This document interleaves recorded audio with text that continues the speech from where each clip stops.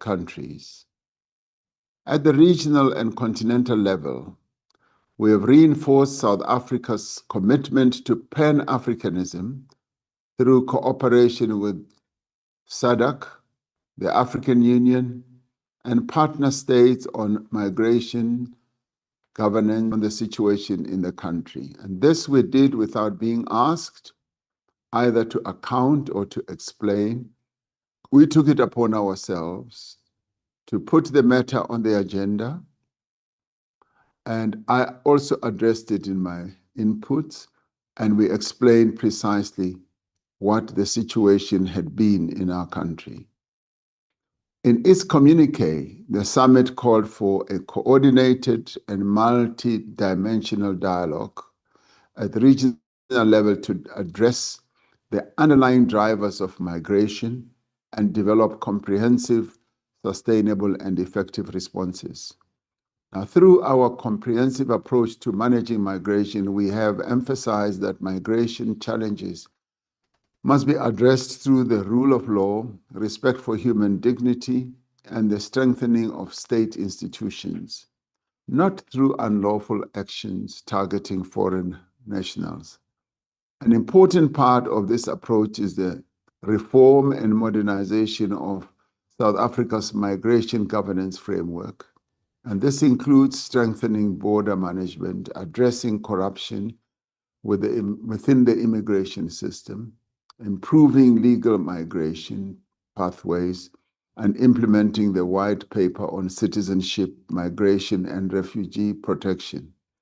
Now, these measures are intended to enhance public confidence in the state's ability to manage migration effectively while upholding South Africa's constitutional and international obligations. Our country continues to advocate for collective African solutions to the drivers of migration, while engaging diplomatically to address concerns about developments in the country. Our Minister of of International Relations and International Cooperation has traveled to a number of countries as my envoy to meet a number of states and heads of states and heads of government.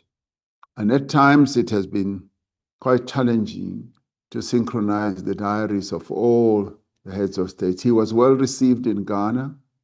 He was well received in other countries.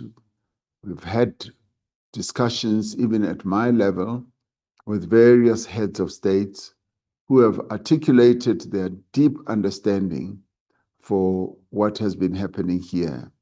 And they have wished us well, and they have said that they are willing and able to support South Africa as it deals with this difficult problem. And they have also characterized it as a complex problem, meaning that there is deep understanding of the challenges we're going through.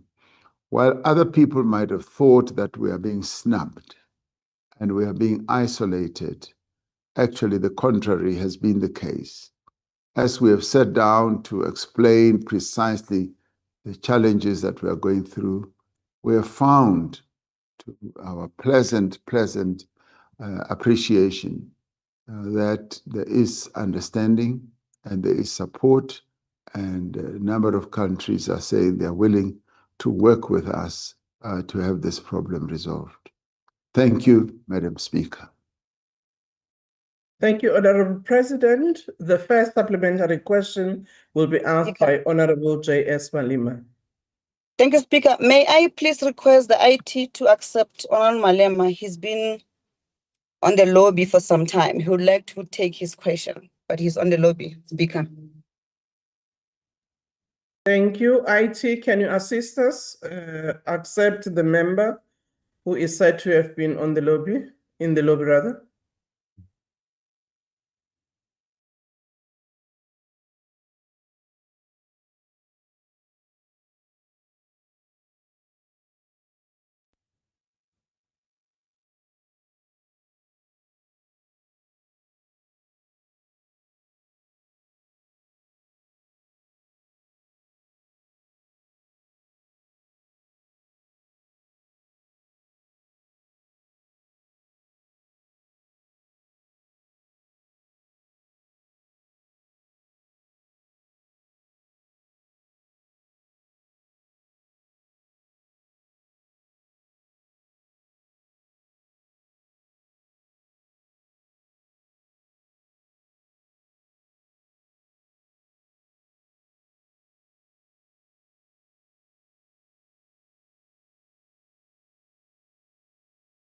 Thank you, Speaker. I think they allowed him in and removed him again, but he said they are allowing him back in once again. He's ready to take up his follow-up, Speaker. My apologies. Okay, is Honorable Malema in the meeting now?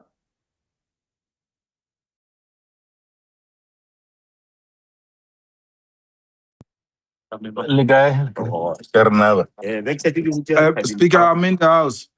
Okay, thank you, Honorable Malema. You I was can. struggling, I was in and off, on and off. Yes, they did indicate to us, your honorable members did indicate that In and there off, has Speaker, been a in and off. challenge. So, no, sorry about that. We apologize profusely. Can you please take your supplementary question? On 613. The first question, which is the question you asked, Oh, okay. question 13 on migration. Thank you very much, Speaker and Mr. President. The level of violence perpetrated against African foreign nationals in this country over the past few months has a face. We know who the instigators and the perpetrators of this violent act are. In certain instances, we have seen perpetrators unleashing their violence against African immigrants in the presence of the police, and yet no one of these perpetrators and instigators is arrested. This gives an impression that this violence is in fact a state-sanctioned violence against African nationals. This hardens the attitudes of our sisters nations in the continent, because to them and to many of us, these are not isolated actions of vigilante groups, but rather actions aided by the state. Why have the perpetrators of this violence not been arrested and prosecuted? What is even worse, the two of them came to meet with you. You should have locked them up that day when they came to meet you. Thank you. Thank you, Honorable Malema. Honorable President. Thank you, Honorable Speaker. Thank you for that question, Honorable Malema. The issue of the instigators of this violent actions that have been taken against people from other countries is a matter that is being processed. The police have informed us, and all security apparatus have informed us that they are following all that up. They are getting all the reports and evidence. A number of other people have been arrested. And of course, those others who were seen to be leading these processes are also people who are of interest, of direct interest to the police. And that is a process that is going to be followed up. We are obviously concerned about the actions that have been taken against many Africans in our country. And we have made it clear that those who violate the law, those who transgress the various precepts of our laws, need to be dealt with. And in a number of cases where, for instance, incidents of violence have even resulted into injury, into death, we are going to be following all that up and ensuring indeed that those who have perpetrated those acts are followed up, and there will be arrests, and there will be charges that will be preferred against those who have done so. So that is a process which the police, the prosecuting authority, is going to be following up. without any doubt. Thank you, Honorable Speaker. Ndanda. Thank you, Honorable President. The second supplementary question will be asked by Honorable Smith. Thank you, Honorable Speaker. Mr. President, March and March's campaign may have cast a spotlight on the issue of illegal migration, but the presidency and DIRCO have failed to address the root cause of the decades-long influx of cross-border travel to our country, the dictatorial and oppressive regimes that plague many of our neighboring states and deprive their citizens of freedom and opportunity. We cannot keep using respect for state sovereignty as a convenient excuse not to address brutal dictatorships next door. This matter remains diplomatically sensitive, but it can no longer be ignored or brushed aside. When will you take seriously and actively address the backslide of democracy in our region and the growing threat of authoritarianism and state collapse that is placing the burden of mass migration on South Africa's doorstep? Thank you, Honorable President. Honorable Speaker, we have in our analysis of the reasons why people throng to our country addressed the issue of South Africa being seen to be an economic oasis, and the fact that being this economic oasis that people see and perceive that they can get a better life from South Africa as the one that has attracted a number of people to our country. Now, what makes people leave their own countries is given rise to by a variety of reasons. People either leave because they feel that their lives are in danger. They are refugees seeking security elsewhere. They either leave because their economic situations are dire and want to come to better locations where they can advance their economic challenges. And they leave for many other reasons. What we have to be mindful of is that we need to advance the interests of South Africans. And that is why we've taken the steps that we have taken to make sure that those who are in our country are properly documented. They have the necessary papers that puts them here, and that employers who employ people who are not documented needs to be dealt with in terms of our laws. The processes that ensue in various other countries in terms of their governance is a matter that the citizens of those countries are firmly the owners of and the drivers of. And we respect the sovereignty of other countries. And as we respect their sovereignty, we want them to respect our own sovereignty. So we will deal with other countries with respect. We will deal with other countries with recognition of what they are and what they stand for. And we will act in tandem with regional bodies that take views and positions on various activities that take place in various countries. Where there are challenges in other countries, it is the regional bodies that will take a firm view of what needs to be done. As we have done in even the recent past, where there have been challenges in a number of our neighbors. Lesotho is one case in point. Mozambique is another case in point. And DRC is another case in point. And even Zimbabwe has been a case in point. So, and now Madagascar. So we act in accordance with the decisions of our region. We are not lone rangers. We know that we belong to a community of nations. And even as we address the issue of migration, we have made it a point that we need to address it collectively.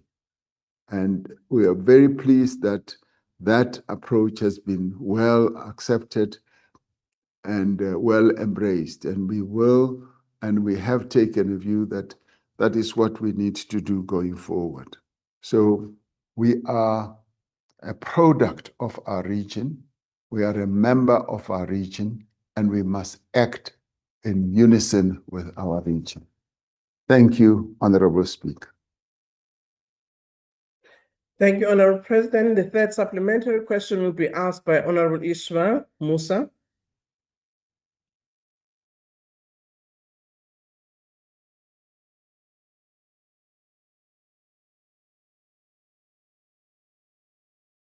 Honorable Ismail Musa, can you please unmute so that you can take your supplementary?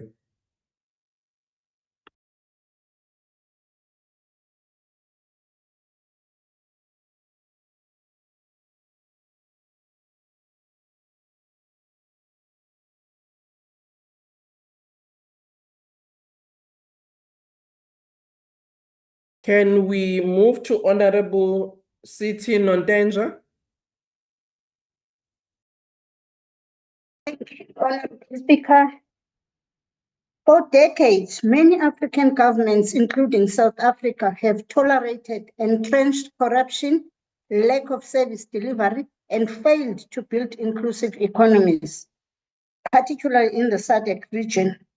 Failing economies created fragile states where opportunities became scarce and institutions turned weak, leaving citizens poor and helpless. This has resulted in waves of inter-African migration, driven not by choice but necessity, with South Africa unfortunately hosting approximately 3 million undocumented immigrants, drawn by the country's stronger economy and infrastructure, while grappling with the pressing economic and social concerns with deepening unemployment crisis. March and March movement is a consequence of a symptom of a bigger African migration problem. Mr. President, what initiatives have you taken to engage other African state leaders, particularly SADC, to find effective and comprehensive measures to curb this crisis without blaming South Africa as a scapegoat? Thank you, Honorable Nondenja. Honorable President. Thank you, Honorable Speaker. As I said earlier, I did say that we, as South Africa, raised this matter, as they say, meremuto, on our own, without being prompted by any of the leaders at the summit. We raised it and put it on the agenda. It was not on the agenda, so we put it on the agenda and then took the time to explain what had happened. And we put on the table the actions that we are taking. But we also took it further and called upon the region and indeed the continent to join us in addressing this matter. And we did say that the issue of migration cannot be handled by any one country alone. It needs collective action. And it requires that we should work together.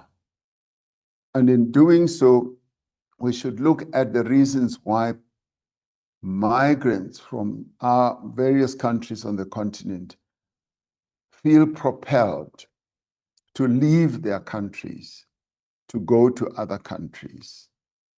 And we did say, for instance, that we have been the biggest recipient of migrants from a number of countries on the continent, where a number of migrants leave their countries and cross a number of borders of other countries and go right across a number of other border gates coming to South Africa.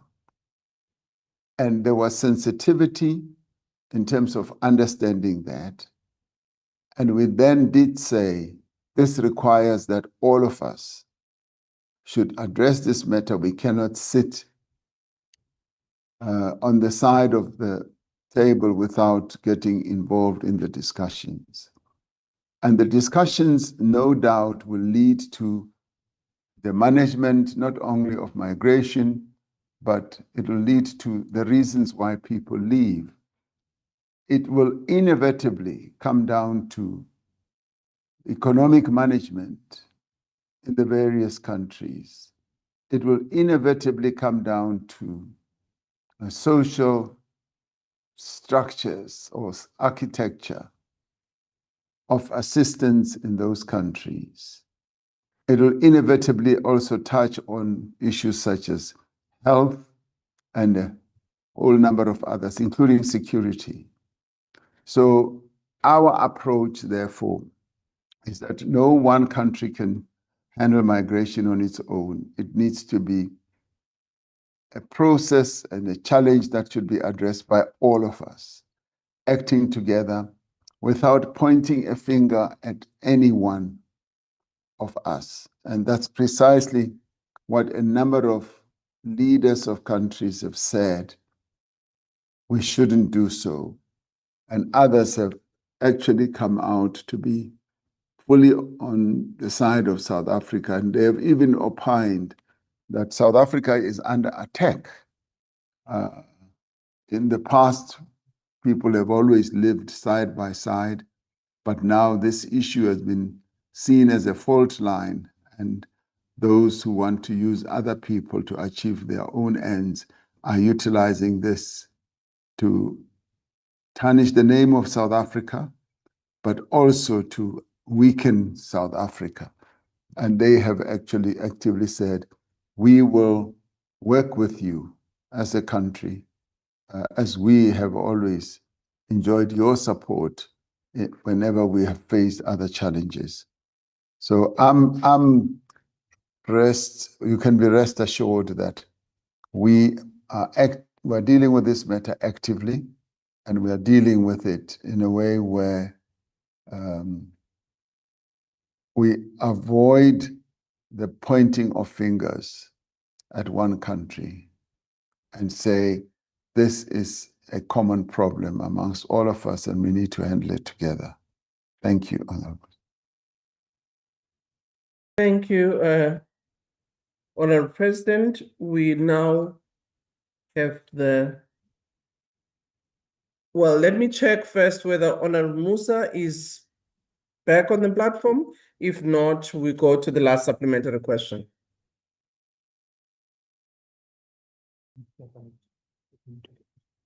Let's proceed. Honorable J.S. Malema, if you can take your last supplementary. Thank you very much, Speaker and President. Mr. President, there is no doubt that this has caused so much damage to South Africa's relations with our sister African nation who view this as a state-aided violence. What concrete steps is your government taking to ensure prosecution to protect foreign nationals living in South Africa and to reassure the continent that this government does not condone xenophobia, and to an extent that you can commit to a timeline on how, by when, and how are you going to act on those perpetrators? Thank you, Honorable Malema. Honorable President. Thank you, Honorable Speaker. The commitment I can make is that those who are perpetrating and have perpetrated acts of violence against foreign nationals are going to be dealt with. The police and the prosecuting authorities have been given the responsibility to make sure that anyone who commits criminal activity in our country are followed up and they are brought to book. That, in terms of our adherence to rule of law, is exactly what we expect to happen and will happen. A timeline I would ordinarily like to give, but it really depends on the speed and the determination with which they shall work that will determine precisely the timeline. This is a very sensitive matter, and our neighbors and our fellow African heads of state and government, and indeed their citizens, are looking at South Africa, how we manage this process. And it is on the basis of that that they will be able to see our seriousness in terms of dealing with the issue of migration. And we have said that the rule of law must apply, and those who have done wrong or continue to do wrong must be dealt with. And that is what we have said to them, and a number of them have said, we understand, complex as this issue might be. So we are processing that in that manner. And it's been interesting, as we have also found, that there have been activities that we have observed by a number of forces outside our country that have been bringing to bear their influence in this whole process. Those foreign or sister countries on the continent have realized that, and they have said, we know and we can see that quite a bit of this, certainly not all of it, but quite a bit of this is being propelled and instigated from outside of South Africa. And we have said that's precisely what we are following up as well. We are following those threads and those threats as well. So it's a complex problem. It's a multifaceted problem, but we are at work and working it through and deciphering precisely the various roles that have been played by our own people, as well as those we perceive to be outsiders who want to disturb the stability in South Africa by getting South Africans to seem to be at war with Africans from other nations. Thank you, Honorable Speaker. Thank you, Honorable President. We now move to question 14, which has been asked by Honorable M. Dooley. The question is, given that the role of interim chair of the Southern African Development Community, SADC, places a particular responsibility on the Republic to contribute to the preservation of constitutionalism, democratic governance, peace and stability in the region, and noting that the political developments in the Republic of Madagascar have raised important questions regarding the restoration of constitutional order, protection of democratic institutions, and establishment of a credible and inclusive political process, what concrete measures has the Republic implemented in its capacity as the interim chair of SADC to ensure that the Republic of Madagascar returns to the constitutional and democratic order, and what is the time frame within which SADC expects the transition to be completed? Honorable President, you will forgive us that the question was given at the time when South Africa was an interim chair before the full chairship that happened last week. Honorable President. Honorable Speaker, thank you. South Africa continues to play an active role through SADC to support Madagascar's return to constitutional governance through sustained diplomatic engagement, mediation, and oversight of the transition process. This support includes the deployment of the SADC panel of elders, which is led by Her Excellency, former President of Malawi, Dr. Joyce Banda, which undertook 3 missions to Madagascar at the instance of SADC. The community also expanded the mandate of the SADC panel of elders to facilitate dialogue, consensus building, and reconciliation amongst key stakeholders. approval was given for the deployment of a SADC liaison office in Antananarivo to support the implementation of the program for the refoundation of the Republic of Madagascar, the electoral reforms, as well as the organization of the referendum and the general elections.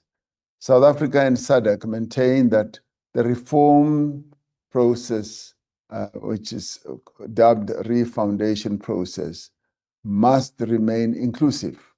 It must also be transparent, impartial, and time-bound. The process shall and should serve rather as a pathway to advance the restoration of a full constitutional order and the establishment of a democratically elected government. So in this regard, SADC continues to engage all stakeholders to encourage adherence to the agreed commitments and to support conditions that are conducive to a peaceful and credible transition. So the completion of the transition remains guided by the sovereign will and democratic aspirations of the people of Malagasy. The ultimate objective is to restore constitutional governance, strengthen democratic institutions, and ensure long-term peace and stability in Madagascar. And we are observing on a continuous basis the processes that are unfolding in Madagascar at close range to see that they do indeed lead to the outcome that we have alluded to. So the situation is being managed and being managed to good effect. And SADC remains firmly involved in the management of the situation in Madagascar. Thank you, Honorable Speaker. Thank you, Honorable President. Honorable Ntuli for the first supplementary. Thank you very much, Madam Speaker. Good afternoon to you. Good afternoon, Mr. President, and good afternoon to all fellow honorable members. And thank you very much, Mr. President, for that detailed answer to the question. The follow-up that I have, and I'm glad that the Speaker mentioned that the question had been prepared long before the successful SADC summit that you and the government you lead, Mr. President, hosted in our country in Durban a week or so ago. What I would like the President to clarify us on as members of Parliament, are there any specific, Mr. President, specific commitments that the summit decided on, and probably also with some new time frames within which, in the opinion of the region, the restoration of the constitutional democracy in Madagascar should have been achieved? I'm asking this question, Mr. President, in the light of the fact that I would imagine that this matter had occupied a center stage in the discussion in the recently held SADC summit in Durban. Thank you very much, Madam Speaker. Thank you, Honorable Ntuli. Honorable President.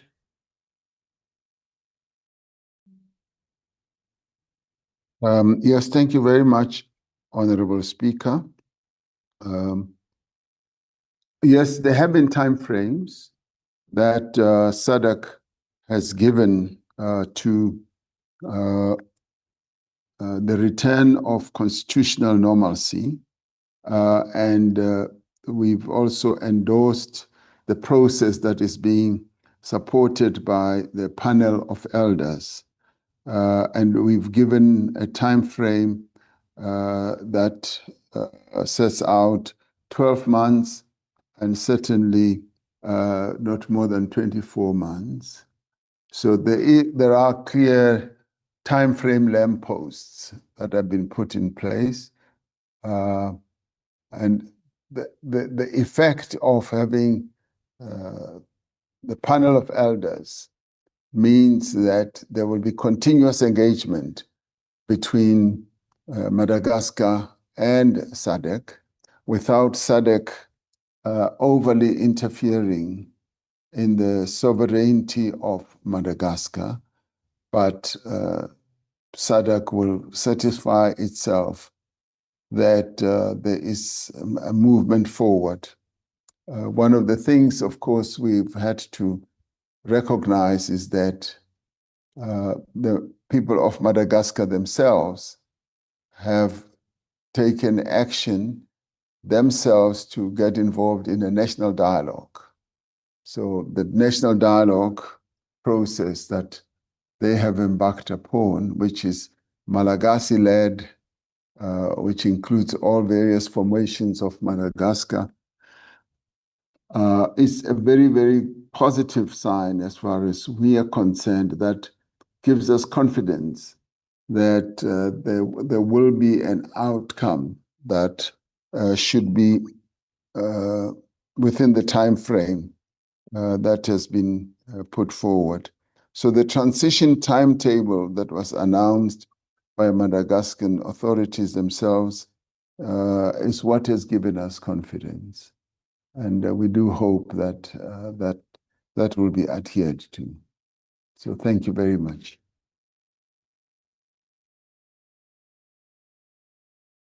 Thank you, Honorable President. Honorable Mkhize.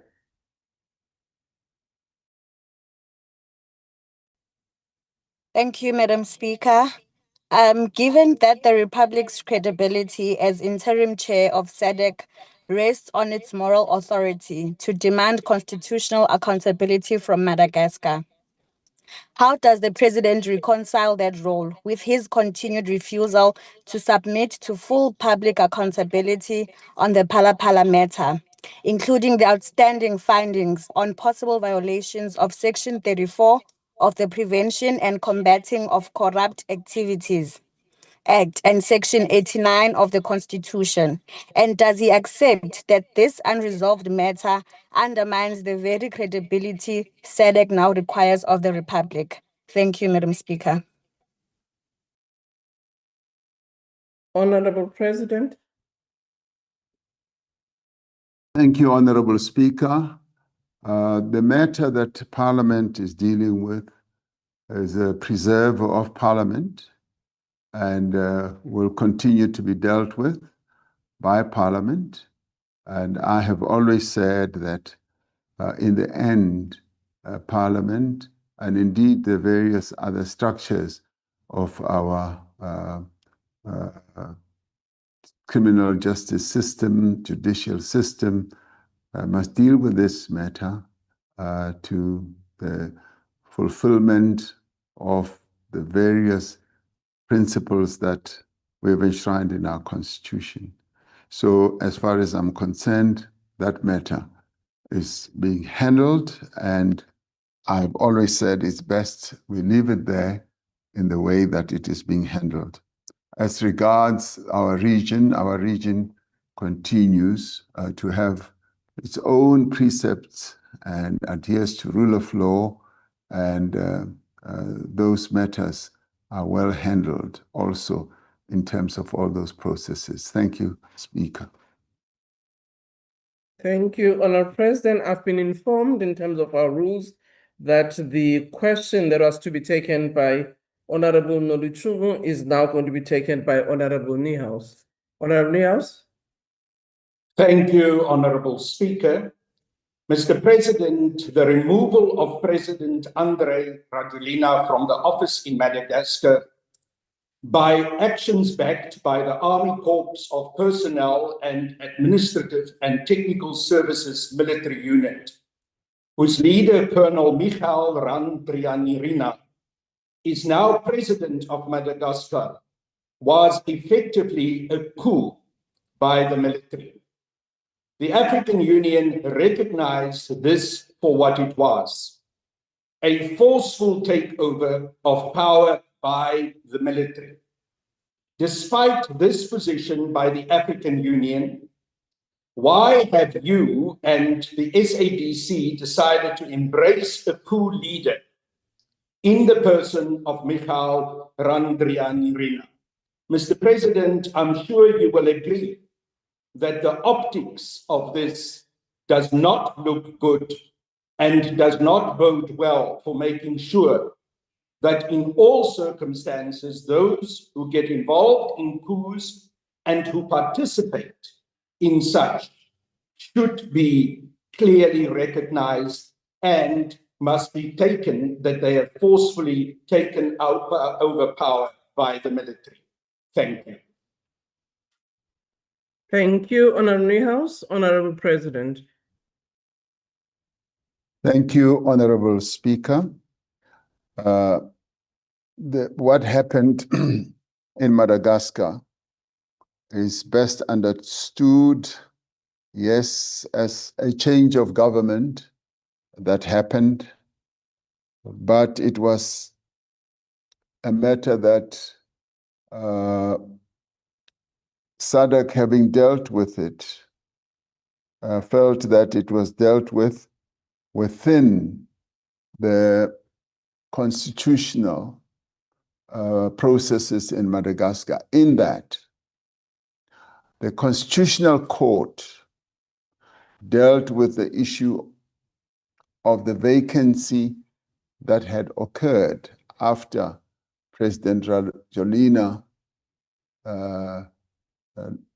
following the unrest, sought to dissolve parliament and thereafter fled the country.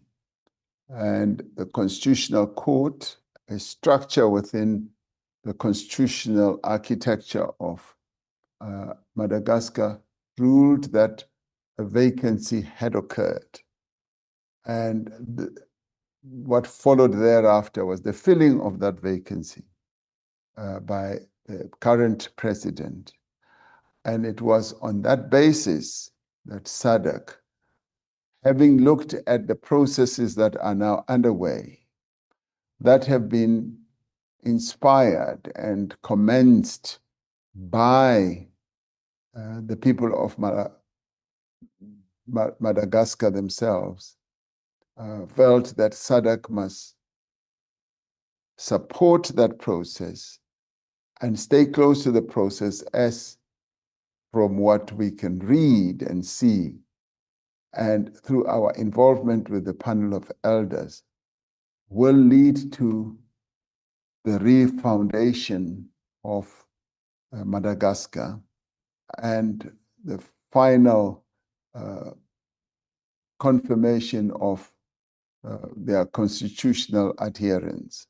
So it was in that context that SADC, having addressed the matter and having dealt with the matter, reached the conclusion that it did. Thank you, Honorable Speaker. Thank you very much, Honorable President. We now move to Honorable N.M. Hadebe. Thank you, Madam Speaker.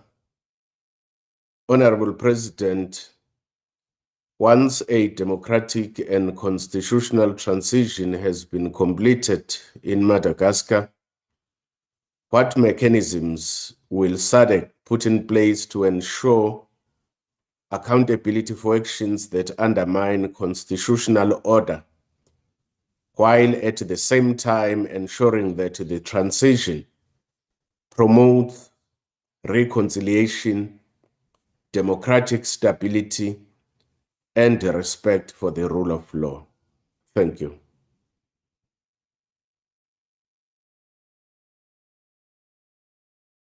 Thank you, Honorable President.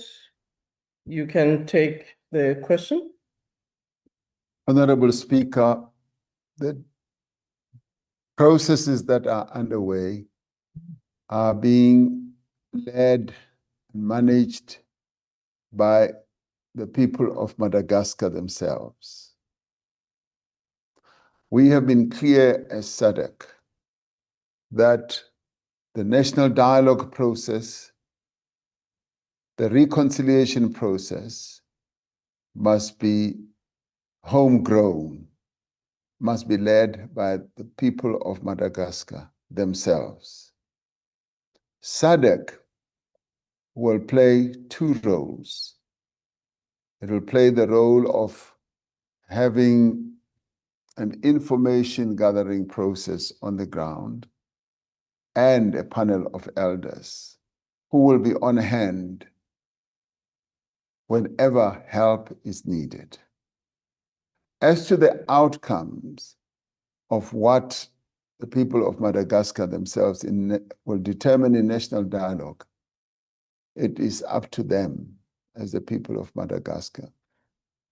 For SADC, all we ever want to see is that there should be peace and reconciliation in Madagascar.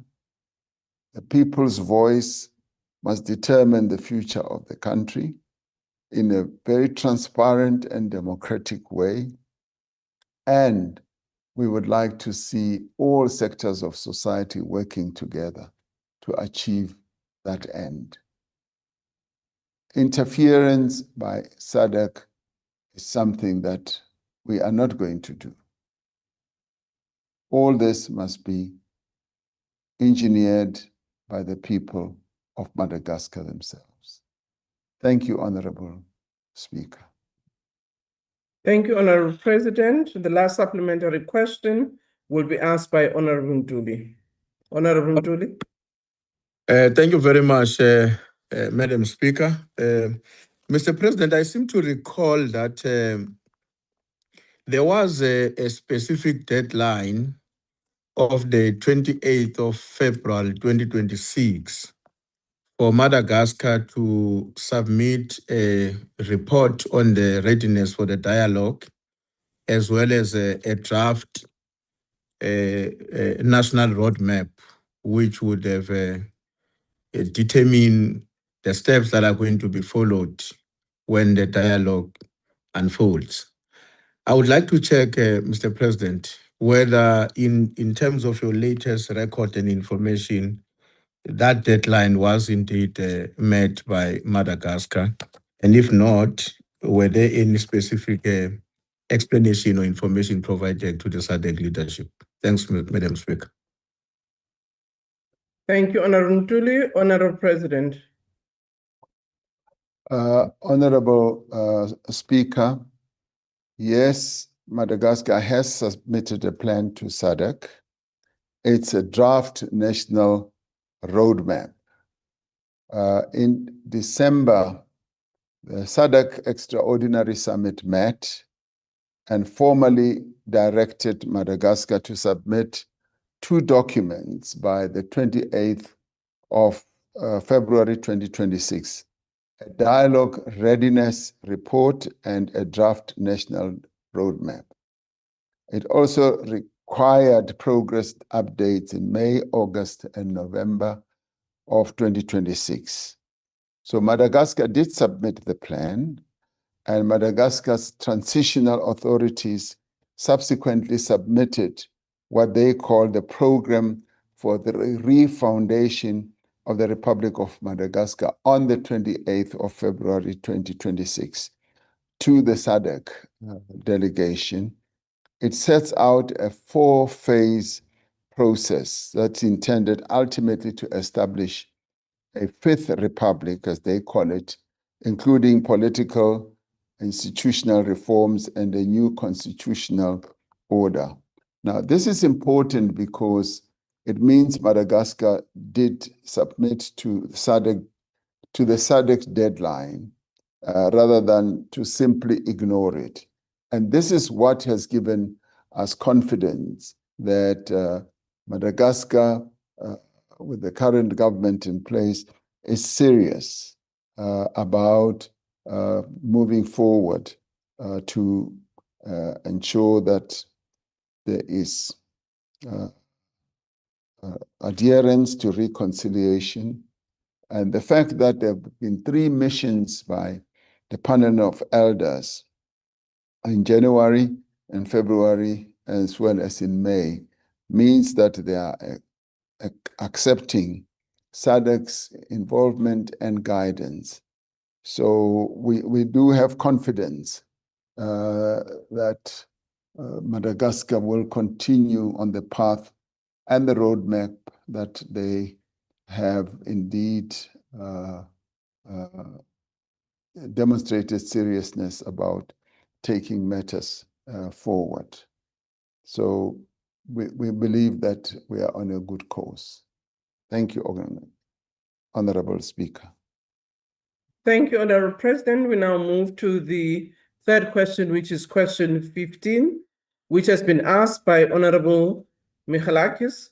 The question is, following previous intervention, what has the President found to be the reasons that the National Water Crisis Action Plan will not be successful in restoring reliable water to deprived communities and eradicating sewage pollution? Honorable President.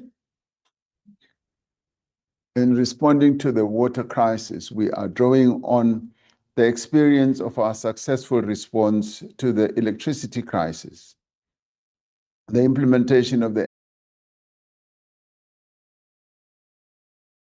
that will significantly improve water service delivery in the short term, as well as actions such as legislative and other reforms that will take longer. Both the Energy Action Plan and the National Water Action Plan are part of the Operation Vulindlela process. The reform program as well, that is being coordinated and driven by the presidency. Now, the challenges in the water sector are caused by deep structural problems at the municipal level. Now, these structural problems include the fact that the revenue from the sale of water is not ring-fenced and it's not reinvested into water provision. In most municipalities, there is no proper separation of the functions. Water services. Sorry, I dropped my microphone.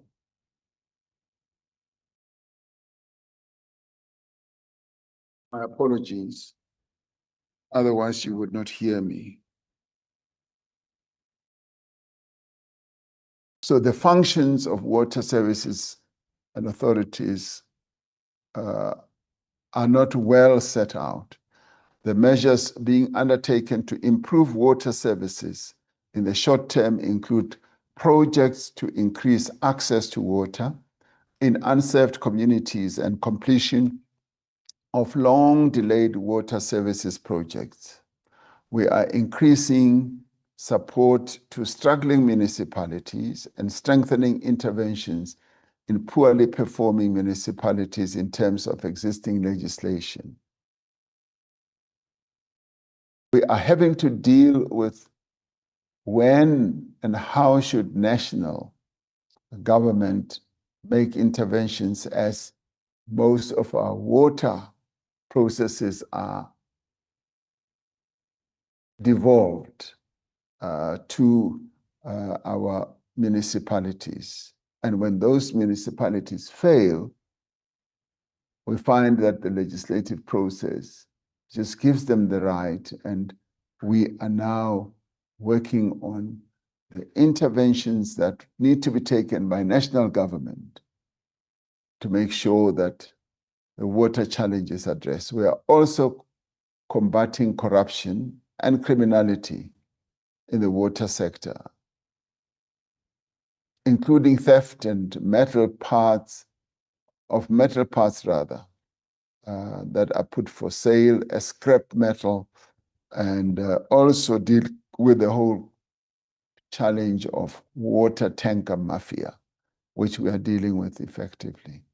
Through the progress that we are making, we are confident that the implementation of the National Water Action Plan will result in the resolution of the water crisis, both in terms of restoring reliable water to deprived communities and eradicating sewage pollution as well.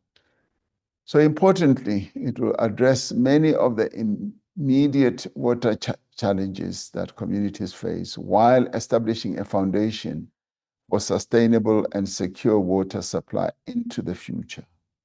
This is what we aim to achieve. Thank you, Honorable Speaker. Thank you, Honorable President. Honorable Michalakis. Thank you, Madam Speaker. Mr. President, it's appropriate that you did your mic drop just after you admitted that these municipalities, mostly ANC municipalities, are actually performing appallingly. Mr. Speaker, as we speak, the Johannesburg suburbs of Coronationville, Brixton, Westbury, Hurst Hill, Auckland Park, Melville, and Parktown West do not have water as we speak again. Masilonyana local municipality, governed by your party, the ANC, is currently in contempt of court by not providing water to residents for the last 3 months in Wynberg after the Human Rights Commission took them to court last year. eThekwini, run by the ANC, now loses 65% of its water, rivaled by Mangaung at 60%. And in my own constituency, Machabeng, also run by the ANC, residents have had to face water shedding for years now due to debt and failure to maintain infrastructure. The national water crisis has been continuing for years. It's a man-made crisis. It's an ANC-made crisis through poor municipal administration. My question to you, Mr. President, is this. Why did you allow your party, the ANC, to govern municipalities in such a way that we got to this point in the first place? Thank you, Madam Speaker. Honorable President. Honorable Speaker, the honorable member is making a long political speech on a matter that is so important and completely ignoring the measures and the interventions that government is making, particularly national government. National government that has demonstrated that even as there are problems and challenges in a number of areas that affect the people, the lives of our people, we're able to take action to address those challenges. Now, we've been very fortunate, Honorable Speaker, in that in addressing various challenges, we've built partnerships with labor, with business, with communities that have brought their expertise to bear, their capability to bear, their views to the table to help everyone address the challenges that we all face. Now, this water problem, rather than pontificate, rather than stand with a measure of piousness on pulpits, on platforms, requires the involvement of all so that we can solve the problem. We're finding great cooperation also at the local level, even amongst people who may belong to various other different political parties. They take the view that this is our problem, existential problem, let's work together. And of course, the Honorable Speaker is not one that would find it easy just to be invited to work together with all others. But nonetheless, I would still invite him that let us work together to address this challenge. And it is when we work together that we are able to address even the most intractable and difficult problems. So my invitation is issued to the honorable member that rather than stand on platforms and pontificate, let us say, what can we do to work together to resolve this problem, rather than point fingers. This is the time to help us all to address the challenges that our people are facing. I would rather have him say, Mr. President, what can we do to make the lives of our people a lot easier? I'd rather hear him say, Mr. President. 10,900 kilobytes per second. Hear the honorable member. Insults, pointing fingers. And once again, I invite him. Come, let's work together. So that even in the area you come from, Machabeng, we should hear you say, I am here and I intend and would like to have us work together. What should I use? I don't have Photoshop. That picture. No. What app should I use to extract the logo to give it a... when you get into the scrum. For real? Rather than stand on the sideline. Oh, okay, that's perfect. Yeah. Then I'll do that now. So just to clarify, I mean, I've read through the notes and I've like removed the shots. I didn't even, I was being dumb. I didn't realize, I thought day 1 was Carducci and day 2 was C squared. I thought it was just split like that. I didn't even...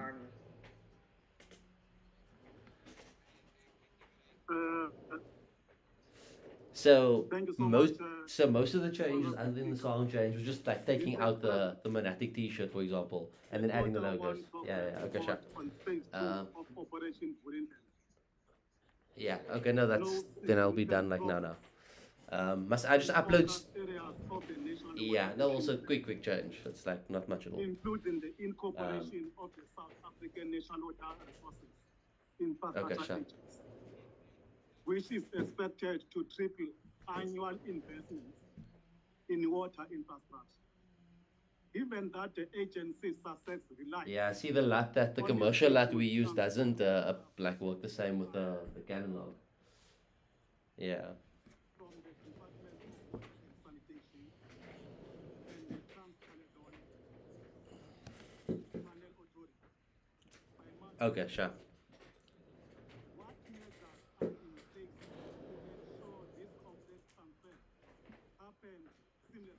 Sure. And then last thing was, do you know how to switch off the sound on my info OBS? So I don't obviously alter the sound for the viewers.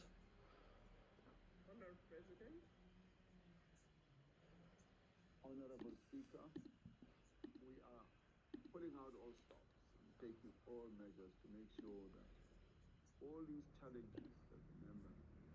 So mine says monitor off at the moment. That the Department of Water and Sanitation are taking, because the audio is coming through, speak precisely off, it's weird. To what the honorable member has said. I have confidence that we should be able to have all these issues addressed to show progress. We have shown tremendous progress with all measures to make sure that all these challenges that the member has identified and spoken to are resolved. The measures that the Department of Water and Sanitation are taking speak precisely to what the honorable member has said. I have confidence that we should be able to have all these issues addressed to show progress. We have shown tremendous progress with the Energy Action Plan implementation.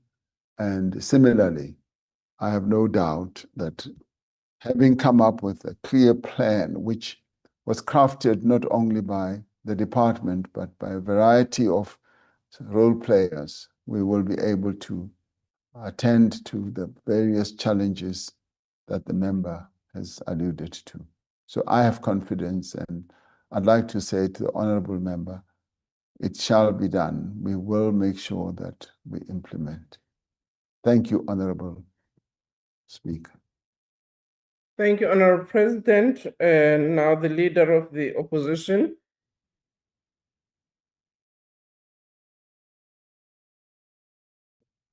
Thank you very much, Honorable Speaker. Good afternoon, members of this august House. Sorry, I'm driving. You will not be able to see my face. My follow-up question is, vast platinum wealth is extracted from Marikana's soil daily. yet this community remains a visual indictment of state neglect. 14 years later, the blood has dried from the 16th August 2012 massacre, but the taps are still empty.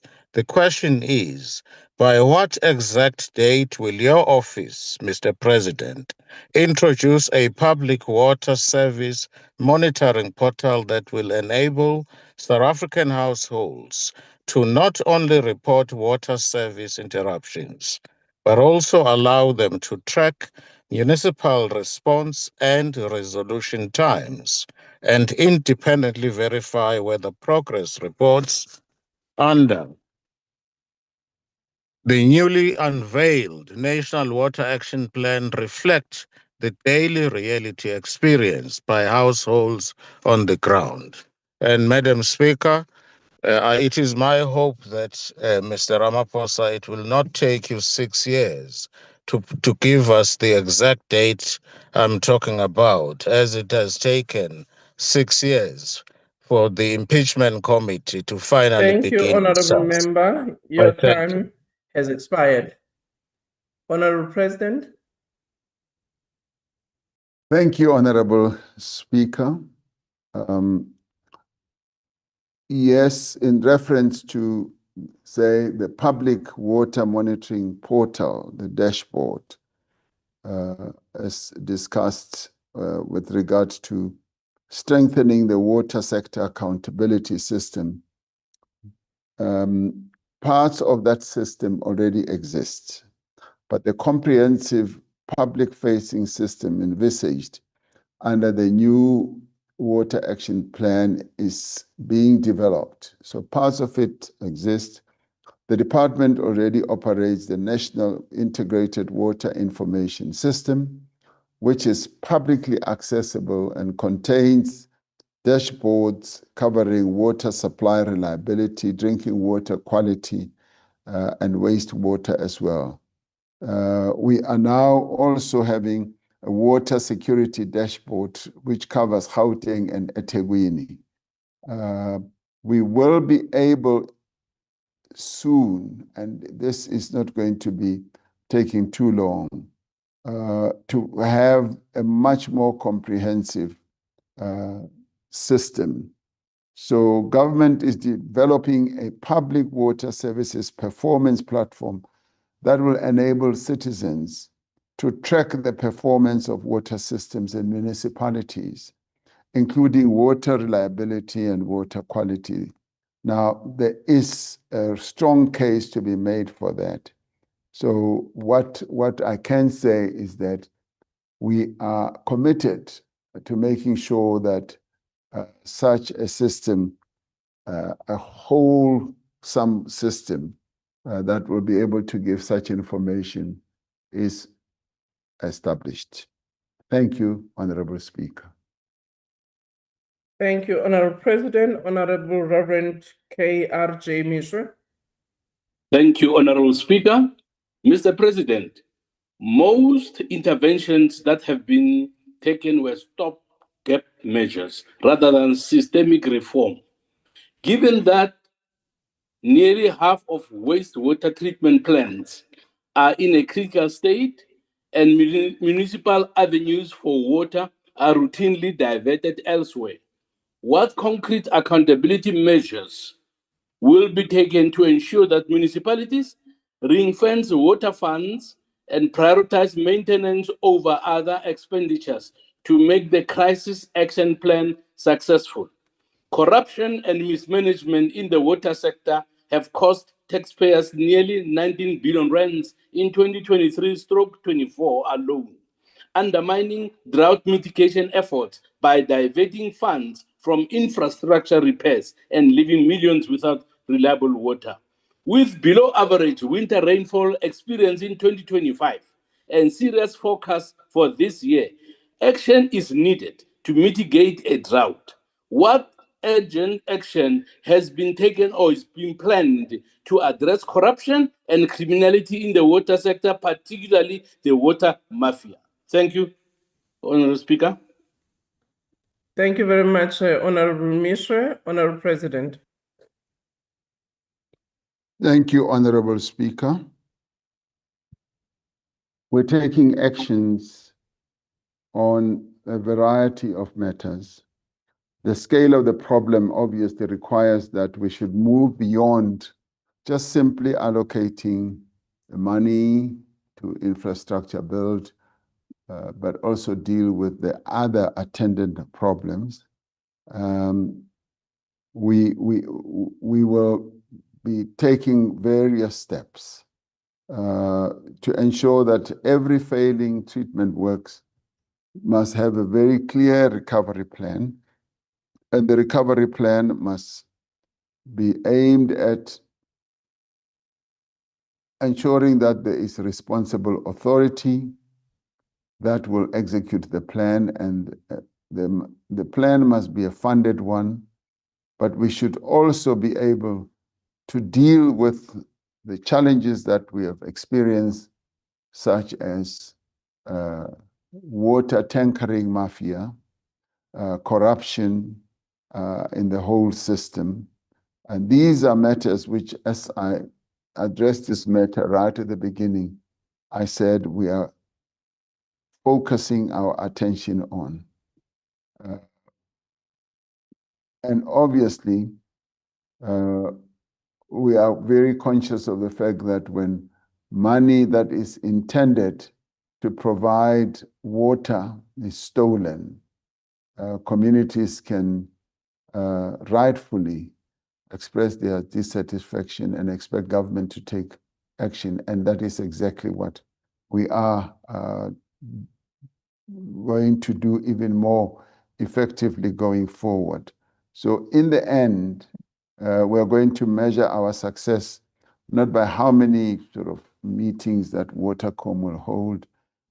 We are going to ensure that our municipalities that do not have capacity to operate water systems, municipalities where corruption is rife, are dealt with in terms of the officials and even those who participate in corrupt activities.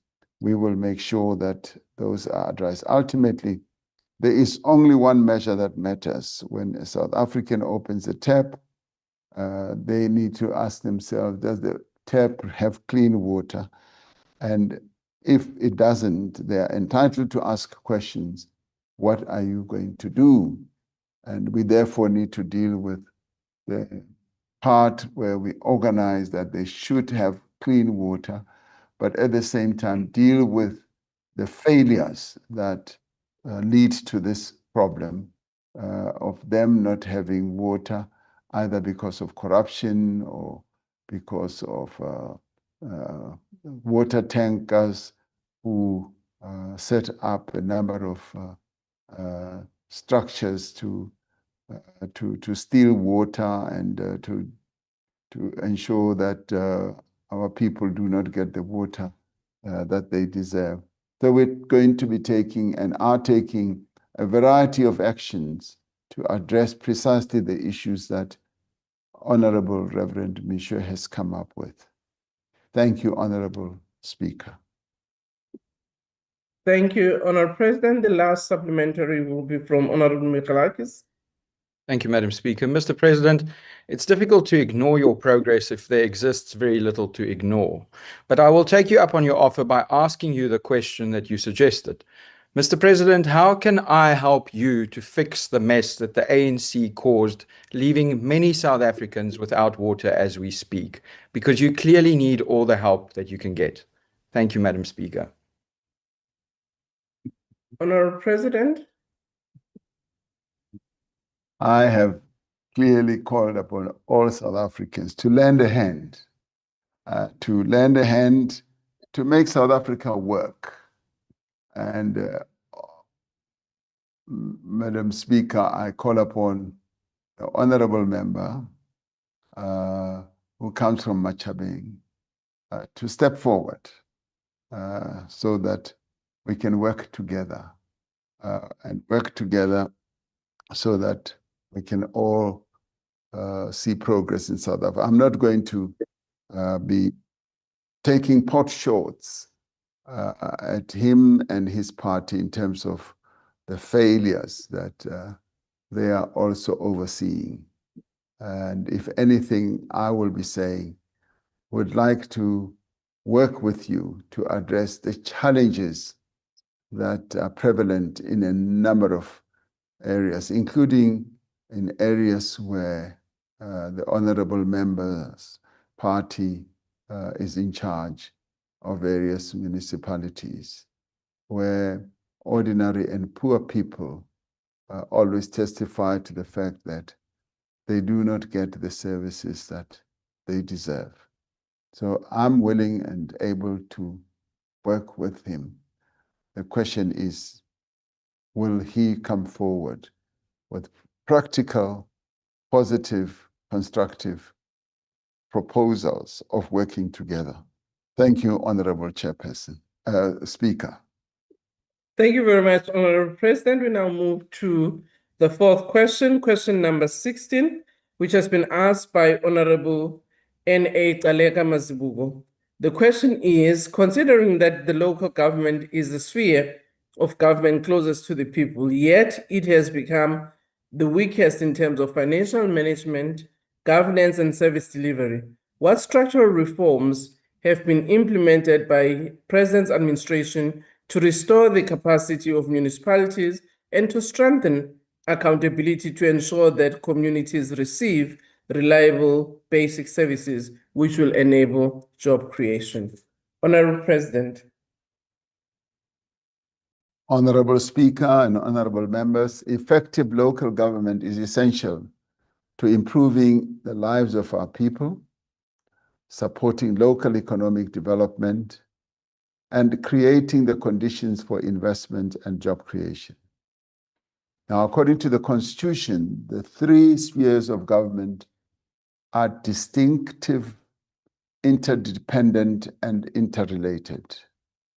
While the Constitution says that each sphere must respect the constitutional status, institutions, and powers and functions of government in other spheres, it places a responsibility on national and provincial government to support and strengthen the capacity of municipalities.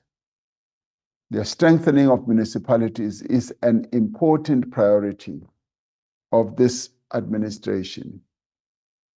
Regarding the restoration of municipal capacity, we have focused on building a more capable, professional, and developmental local government system by strengthening leadership and administration in municipalities.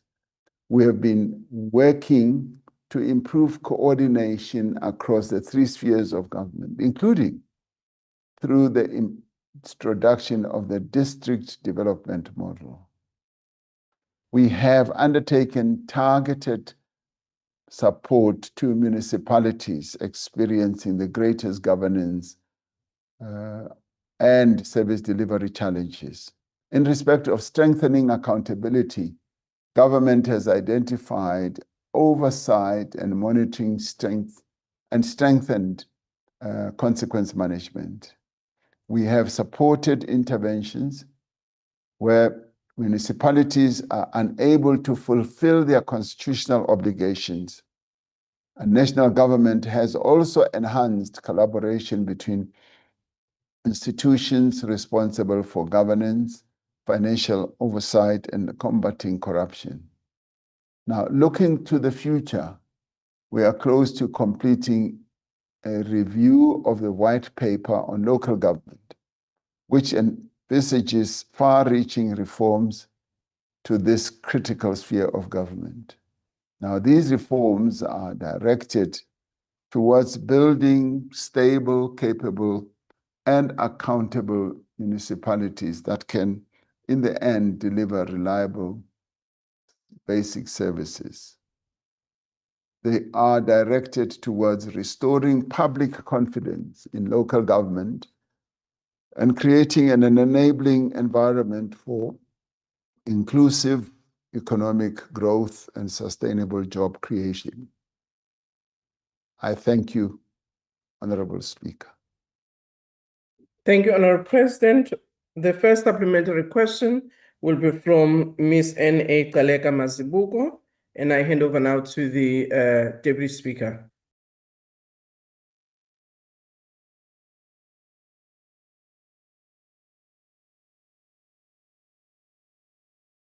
The Honourable Ms. Kaleka Mazibuko.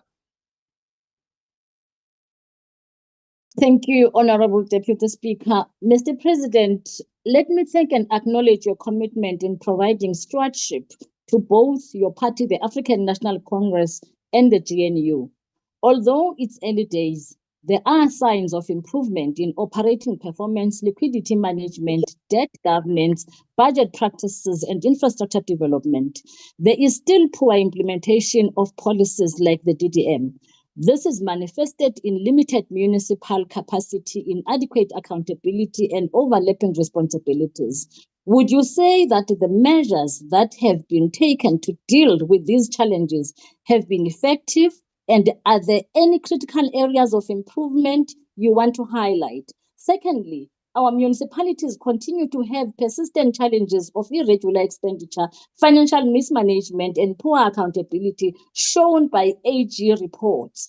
Would you say tighter financial controls and consequence management have been effective? What needs to be improved? Thank you, Honorable Deputy Speaker. The Honourable President. Thank you, Honorable Deputy Speaker. Yes, there is now measurable progress in executing the district development model. But I must say that implementation remains uneven, and the model has not yet achieved its original ambition of making government genuinely to operate as one across all 52 districts and metropolitan areas in our country. The most useful new information comes from government reporting to Parliament in June 2026. All 44 districts and 8 metros are now have DDM1 plans. By 31st May 2026, 46 out of the 52 had completed a review of their 1 plans, and 43 reviewed plans had been endorsed by the relevant district or metro councils. More importantly, Honorable Deputy Speaker, government has begun measuring actual projects rather than merely whether plans exist. In 16 districts evaluated during 2025-2026, the government tracked the 5 leading catalytic projects in each 1 plan, and results were quite interesting. When we looked at the status of the district development plan, or model rather, catalytic projects, we found that those that are in implementation are 63%. Those that are in planning or procurement process are 32%. And those that have been completed are rather on the low side, but already showing indications that they are on the improving path. So this is genuine progress. But the low implementation is also a warning. The DDM has become reasonably successful at producing plans and identifying projects. The next challenge, in my view, is to convert these plans into completed infrastructure and measurable improvements in people's lives. So this is what we recognize is happening, but at the same time, we are committed to even addressing the second question that you raised of ensuring that these plans are introduced with adherence to procurement processes And also, as we implement them, we rid our municipalities of the always attendant corruption that always is reported on. Thank you, Honorable Deputy Speaker. Thank you, Honourable President. The next supplementary question will be asked by the Honourable Van Zyl. Thank you, Deputy Speaker. It should also be very obvious, or it should be obvious, that 30 years of tinkering with structures has not solved municipal problems. In many cases, it has made them worse. It should also be obvious that we can have the best structures imaginable, but they will fail to produce the desired results if they are populated by people who are not held accountable. Mr. President, in your SONA in February, you announced that you would lay criminal charges against municipal managers for broken service delivery, as South Africans continue to suffer. But since February, not a single criminal charge has come from you, and it has taken the DA to lay criminal charges against 10 of the worst municipal managers. Mr. President, when will you and your ANC start holding to account your members who abuse the public trust as they try to enrich themselves? Thank you. The Honourable President.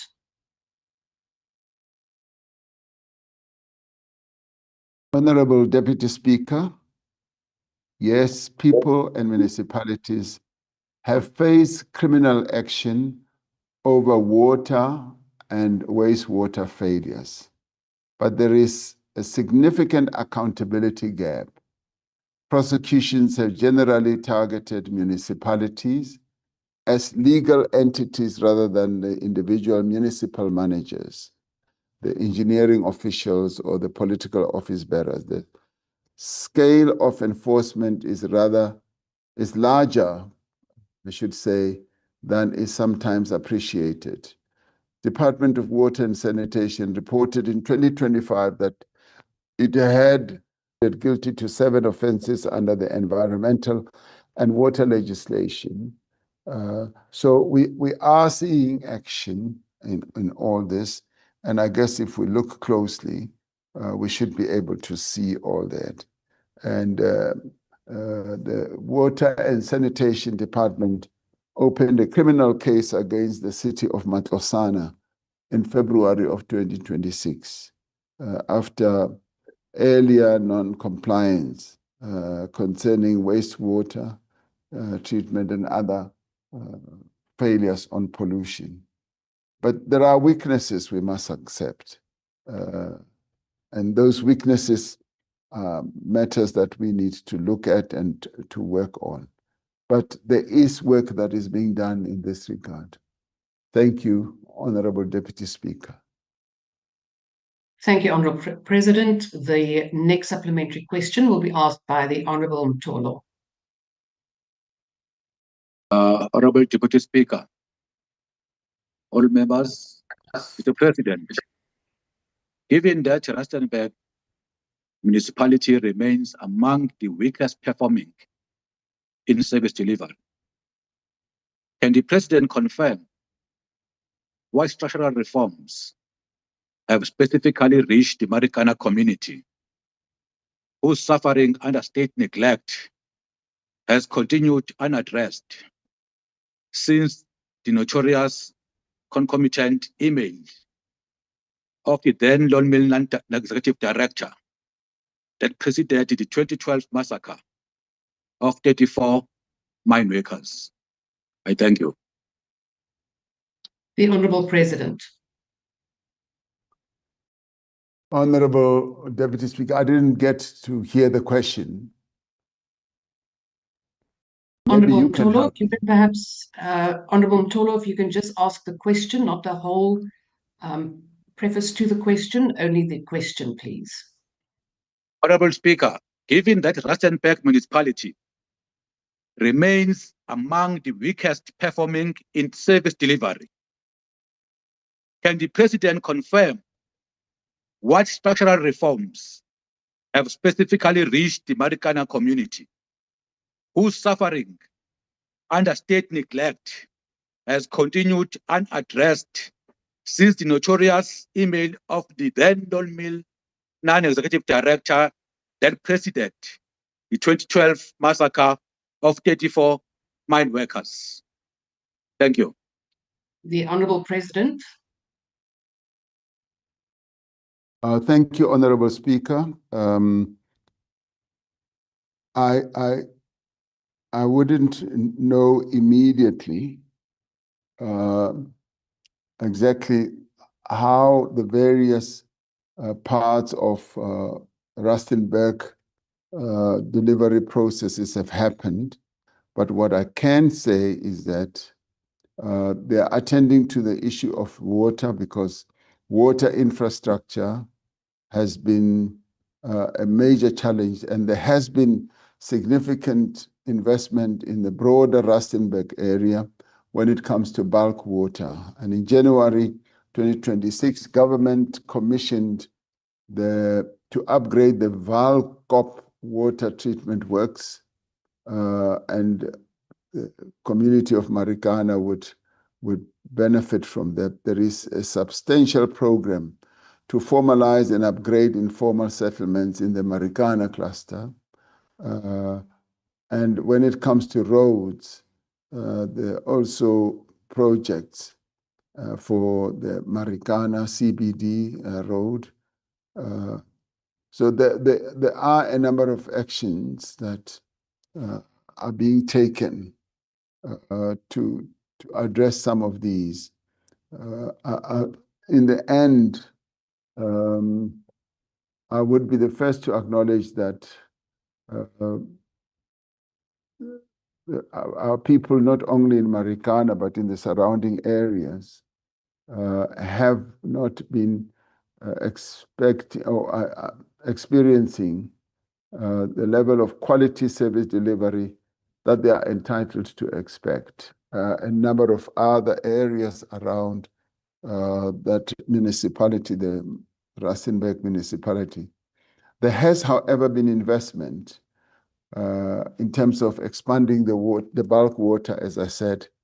But I don't think that government should measure success by announcing projects. It should be by actually getting the work done itself.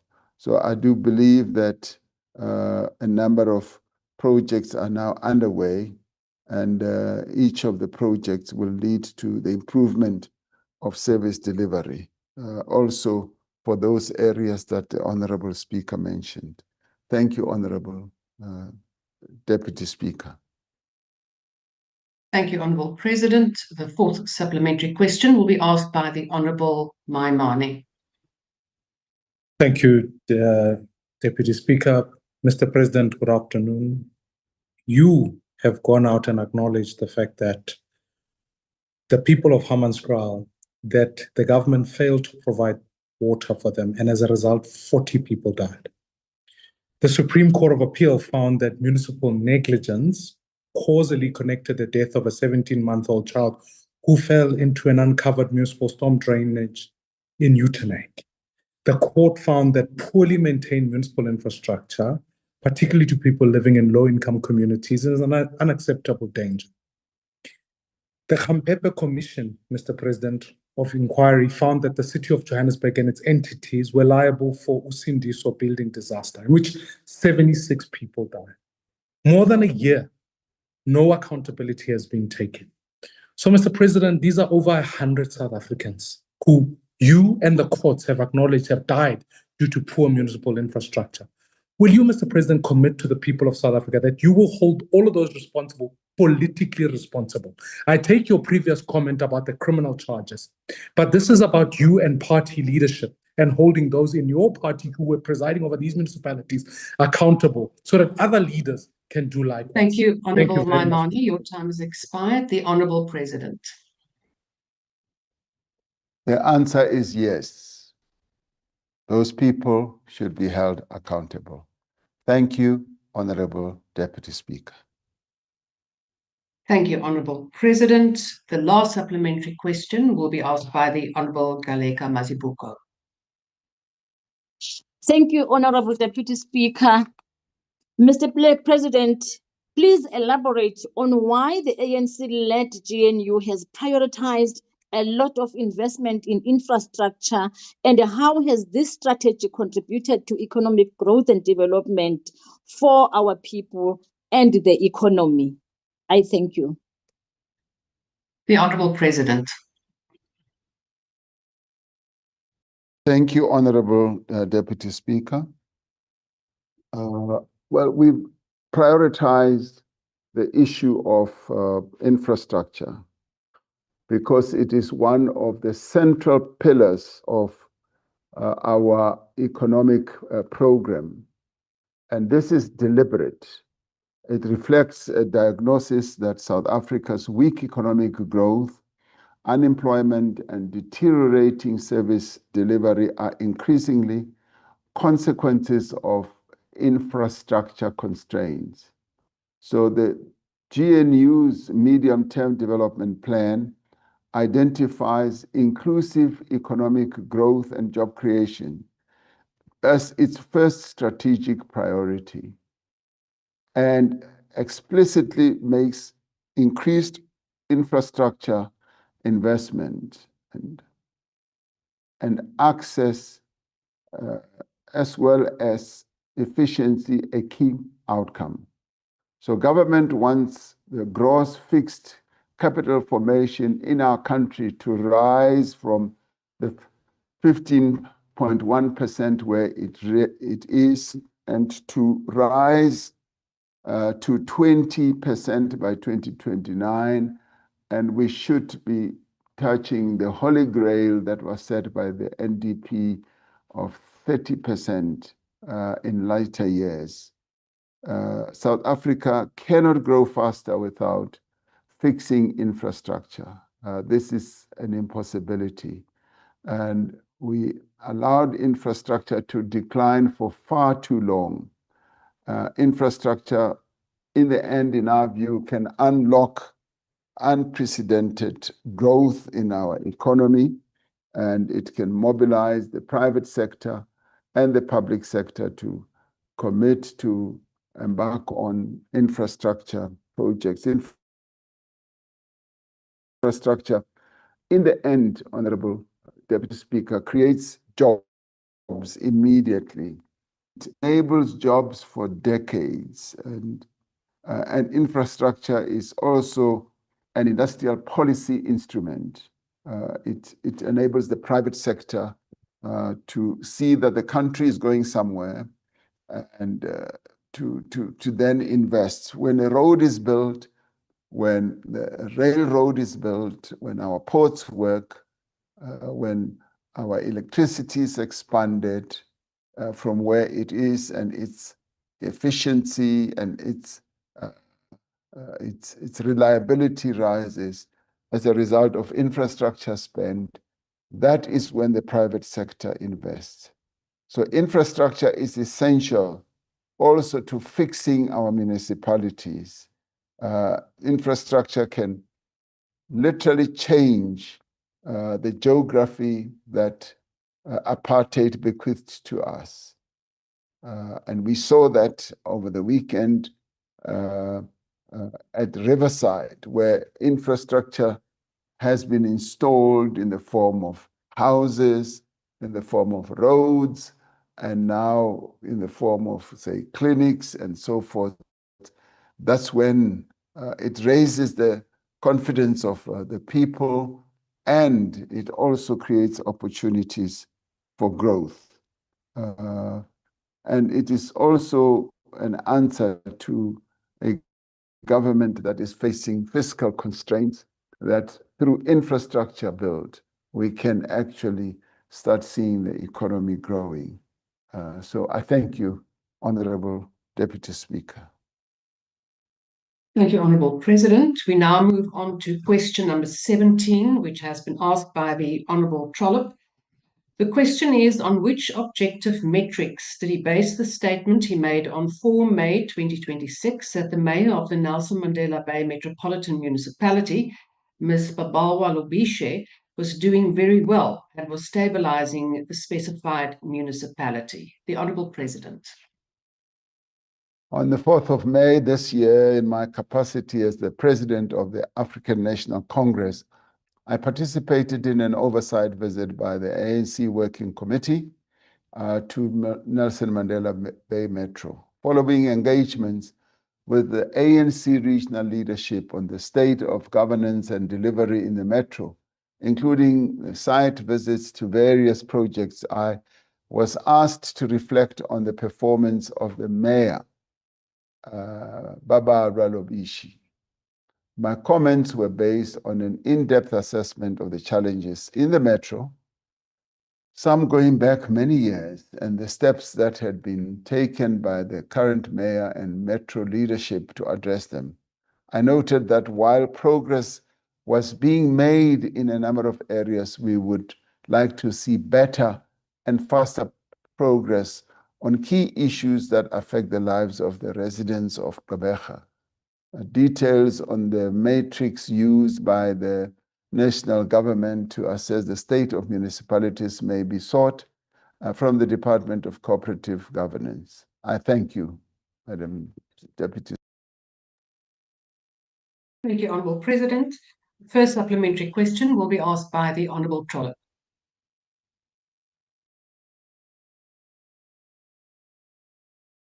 Honourable Trollip, you are muted. Please unmute your microphone. I beg your pardon. Thank you very much, Deputy Speaker. Good afternoon, Honourable President. As you said, on the 4th of May, you visited Nelson Mandela Bay, and a number of media outlets, including SABC News, reported the following, with a headline that said, Ramaphosa backs Mayor Babalwa Lobishe. Apart from ongoing service delivery protests and visible decay of Nelson Mandela Bay, the Auditor General reports the following. Non-revenue water losses at 63%, non-revenue electricity losses of 30%. She found that the expenditure on repairing and maintaining municipal infrastructure amounted to 2.5% of the value of those assets against National Treasury's minimum norm of 8%. Irregular expenditure increased from 21 billion to 31 billion over the past 2 years. She found that Nelson Mandela Bay takes the longest of all metros to pay creditors at an average of 189 days against a policy of 30 days. Also, that they have the highest senior management vacancy rate of all the metros. How, Mr. President, do you reconcile this with your in-depth assessment and your praise and backing of Mayor Lobishe? The Honourable President. As I indicated in my reply, whilst there has been indications of progress in certain areas, there remains challenges in a number of other areas. As there has always been, even when the Honourable Speaker was a mayor of the same metro himself, it was not all plain honey and roses. There were areas that were positive. There were areas that had serious weaknesses even then. That is what obtains in many of our municipalities. And there are times when you've got to give encouragement to those who are acting in various positions, but still be able to say, you have not done as well as you should have. There are problems, and in this case, the Honourable Member is alluding to the Auditor General's report and to many other areas of corruption. So in the end, it is an indicative process of saying there's progress. And I was taken to projects, may I add, as I said, where I saw for myself projects that were being opened, which were working, housing and otherwise. And at the same time, it's a mixed bag that one often encounters. So the issue is challenges remain. There have been some areas where there's been forward movement. Thank you, Honourable Deputy Chairperson. Thank you, Honourable President. The next supplementary question will be asked by the Honourable Direku. Deputy Speaker, it's Honorable Hassania. I will be standing in for the Honorable Direko. Through you, Deputy Speaker, Mr. President, when the Nelson Mandela Bay municipality appeared before the Joint Portfolio Committee of COGTA and SCOPA, there were a number of service delivery issues that were flagged. In your assessment, Mr. President, what have you found to be the successes of the municipality, and what measures have been put in place to address these service delivery issues? I thank you. The Honourable President. The successes that I perceived at the time when I visited was housing delivery in certain cases was something that I found quite impressive. And no doubt I was not taken to the many other areas of Gqeberha, but those areas where I was taken to, I could see that there was progress in the delivery of houses, and I remember this distinctly because I was taken to those areas. There has been areas where service delivery intervention can be said to be working. But as I said, it's with many of our municipalities, Honorable Deputy Speaker, it's a mixed bag. And that is why we have decided to focus on reforming local municipalities, because there are areas where there's great performance, and then there are areas where there is debilitating lack of performance. In some cases, which would even tempt one to say it erases all the good parts that one would have been exposed to. And in the end, the real solution when it comes to all these matters is that we should improve our local government performance matrix. And part of the problems that we have is we have a large, many of our municipalities that are governed by coalitions. And that is where the disagreements and the failures actually reside. And the local government white paper seeks to address many of those.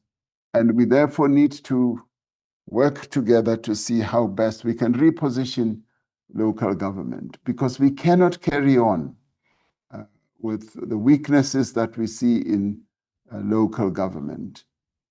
There are, however, areas and pockets of progress that we see, but there are many more areas of real lack of progress where service delivery challenges persist and where the interests of our people are not well served. And in the end, the litmus test with regard to a local government entity is about whether people are getting a good service or not. And unfortunately, many of our local municipalities are not really living up to that. And we need to work with them. We at national level have said that we want to support our municipalities. And some of them are weak or have been weakened by lack of resources, by not getting either the residents to pay. And in some cases, it is government departments that don't pay their rates and taxes to municipalities. But still they expect good services from municipalities, whereas they do not pay, including some government departments. Minister of COGTA has been clear and firm on this matter, and even saying there will be consequences if our government departments and entities do not pay the rates and taxes that they should be paying to municipalities. So the problem is complex, but at the same time, we need to address it with regard to coming up with innovative ideas of how we can strengthen local municipalities. Thank you, Honorable Deputy Speaker. Thank you, Honourable President. The next supplementary question will be asked by the Honourable Ntlangwini.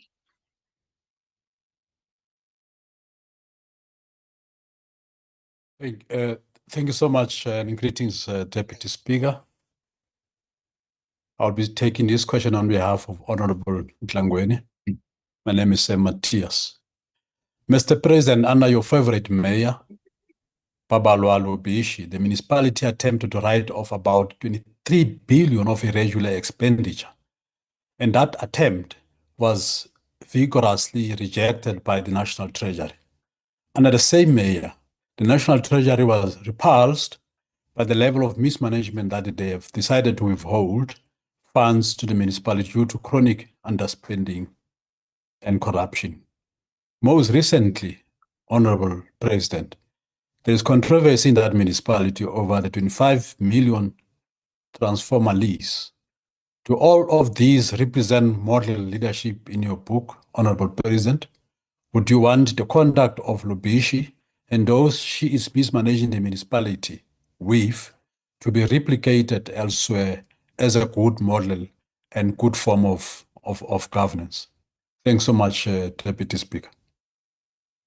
The Honourable President.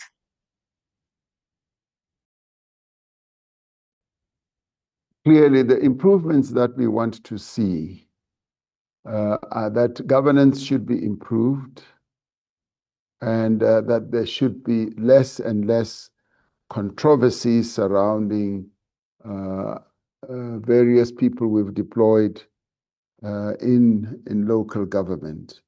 That is what we want to see. And in doing so, we would like to see good performance. We would want to see real commitment coming from those that we have deployed. And the model of a good municipal mayor is a municipal mayor who oversees the municipality that is being governed effectively, transparently, and in accordance with the rule of law.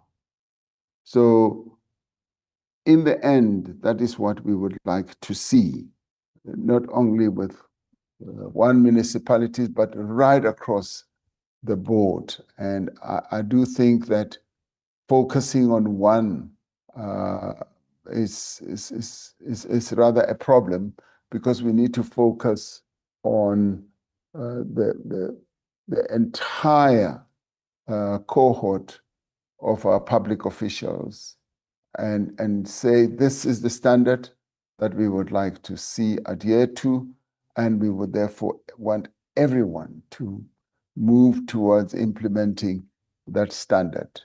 So that is where I believe the focus should really be. Thank you, Honorable Deputy Speaker. Thank you, Honourable President. The fourth follow-up question will be asked by the Honourable Wessels. Thank you, Honourable Deputy Speaker.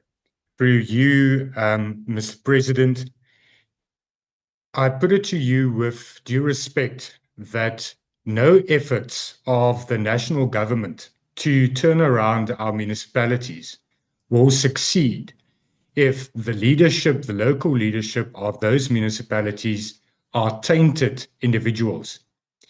Given that the parliamentary oversight committees that before which the executive mayor appeared less than 2 months before recovery plans, does your endorsement, and I do understand that you were there as the president of the ANC, Mr. President, but you remain the head of the executive, does that endorsement mean that the executive branch is discounting the structural findings by this parliament? I thank you. The Honourable President. No, we do not discount and condone bad behavior. We do not discount and condone processes that do not enhance good governance. We do recognize where there's been progress and indications of progress moving forward is what we do recognize. And where there have been weaknesses, we point them out and get those who are responsible for those weaknesses to change their ways. However, if they have committed any form of crime, then that's a different matter. It requires a different type of approach and a different type of remedial action. And in this case, I think we need to deal with the issue of the extent to which there are weaknesses and ask ourselves whether those weaknesses are weaknesses that need to be corrected. So in the end, we need to have that clear balance and say, are those weaknesses irreparable, and do they militate against the interests of the people? But in the end, we need to have that deeper examination of precisely what those are. Thank you, Honorable Deputy Speaker. The last supplementary question will be asked by the Honourable Trollip. Thank you very much, Deputy Speaker. Honourable President, having listened to your responses, I'm now more concerned than ever, because being taken to new projects to showcase progress in a failing municipality can clearly never constitute in-depth assessment. How do you explain that the very same mayor was severely and repeatedly castigated in Parliament by Cocteau because she, and I quote, doesn't respond to correspondence? ANC chairperson Mkhize said she doesn't know what she's doing. She was also excoriated for a controversial and unauthorized leasing deal of a transformer to Kucha, and she was criticized for administrative chaos. You, Mr. President, recently said over the weekend at the ANC manifesto launch, when asking for another chance in government, that, and I quote, poor performing councillors will not be protected. Those that fail to perform, who act dishonestly, and who abandon their communities will definitely be removed, close quote. Mayor Labisha has done all of that, and she hasn't been removed. In fact, she was paraded with the convicted criminal Andile Lungisa as one of the mayoral candidates. How do you reconcile those comments? The Honourable President. Your Honourable Deputy Speaker, I have responded in large measure to precisely the approach that I've had, and I have said that, yes, there are weaknesses and challenges in that municipality, as well as many other municipalities, and one should never hide from that reality. And the assessment in the end has to be measured, has to be based on, in the end, is the municipality well governed? And has there been criminal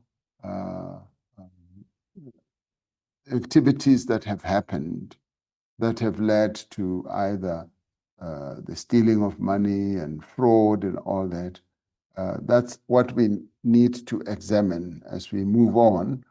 And of course, like any other municipality or municipal mayor, there will always be those challenges. And it is the scale on which then we should measure not only this type of mayor, but many others as well. So we are essentially dealing with municipalities with a mixed bag.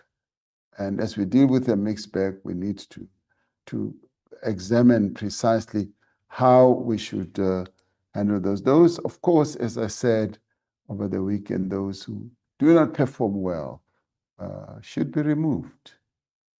Thank you, Honorable Deputy Speaker. Thank you, Honourable President. We now move on to the last question, which has been asked by the Honourable Mofokeng. The question is, with reference to his State of the Nation address on 12 February 2026, wherein he announced the deployment of Operation Prosper to combat illegal mining, what tangible and or measurable progress has been achieved to date in respect of the targets of the operation? The Honourable President. Thank you, Honorable Deputy Speaker. Since the announcement in the State of the Nation address on the 12th of February in 2026, Operation Prosper has achieved tangible and measurable progress in combating illegal mining. Joint operations by the South African Police Service and the South African National Defence Force under Operation Prosper have disrupted illegal mining in the Free State, in Gauteng and the Northwest through high visibility policing, vehicle checkpoints, and air support. These operations have resulted in many arrests. It has also resulted in the dismantling of illegal mining sites and the confiscation of firearms, explosives, and illegal mining equipment. Now, through interdepartmental coordination with the Department of Mineral and Petroleum Resources, the joint deployment has resulted in the arrest of 1,080 individuals, among them armed suspects and undocumented minors. During these targeted operations, the deployment seized 19 firearms, over 2,000 rounds of ammunition, and 41 commercial vehicles. In addition, it has seized 83 generators, over 1,000 refining drums, and nearly 2,000 kilograms of gold-bearing material and approximately 150 kilograms of gold. And these actions have disrupted, in reality, the operational and financial lifelines of illegal mining networks.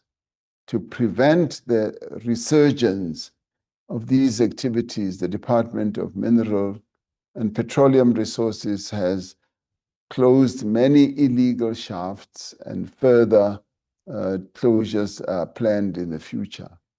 So the police and the Defence Force continue to secure these locations through ongoing foot patrols, vehicle checkpoints, and air-to-ground monitoring systems. So progress is being made.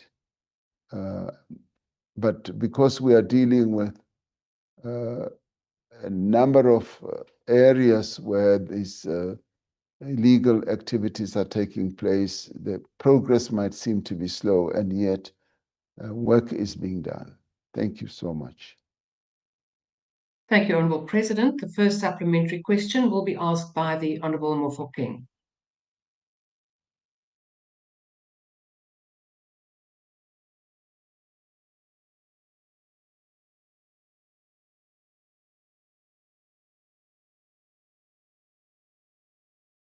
Honourable Mofokeng, please unmute your microphone. Thank you, Deputy Speaker. Mr. President, South Africans have seen numerous interventions against illegal mining over the years.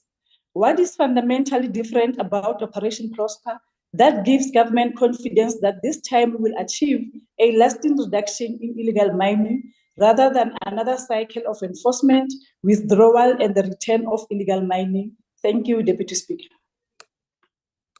The Honourable President.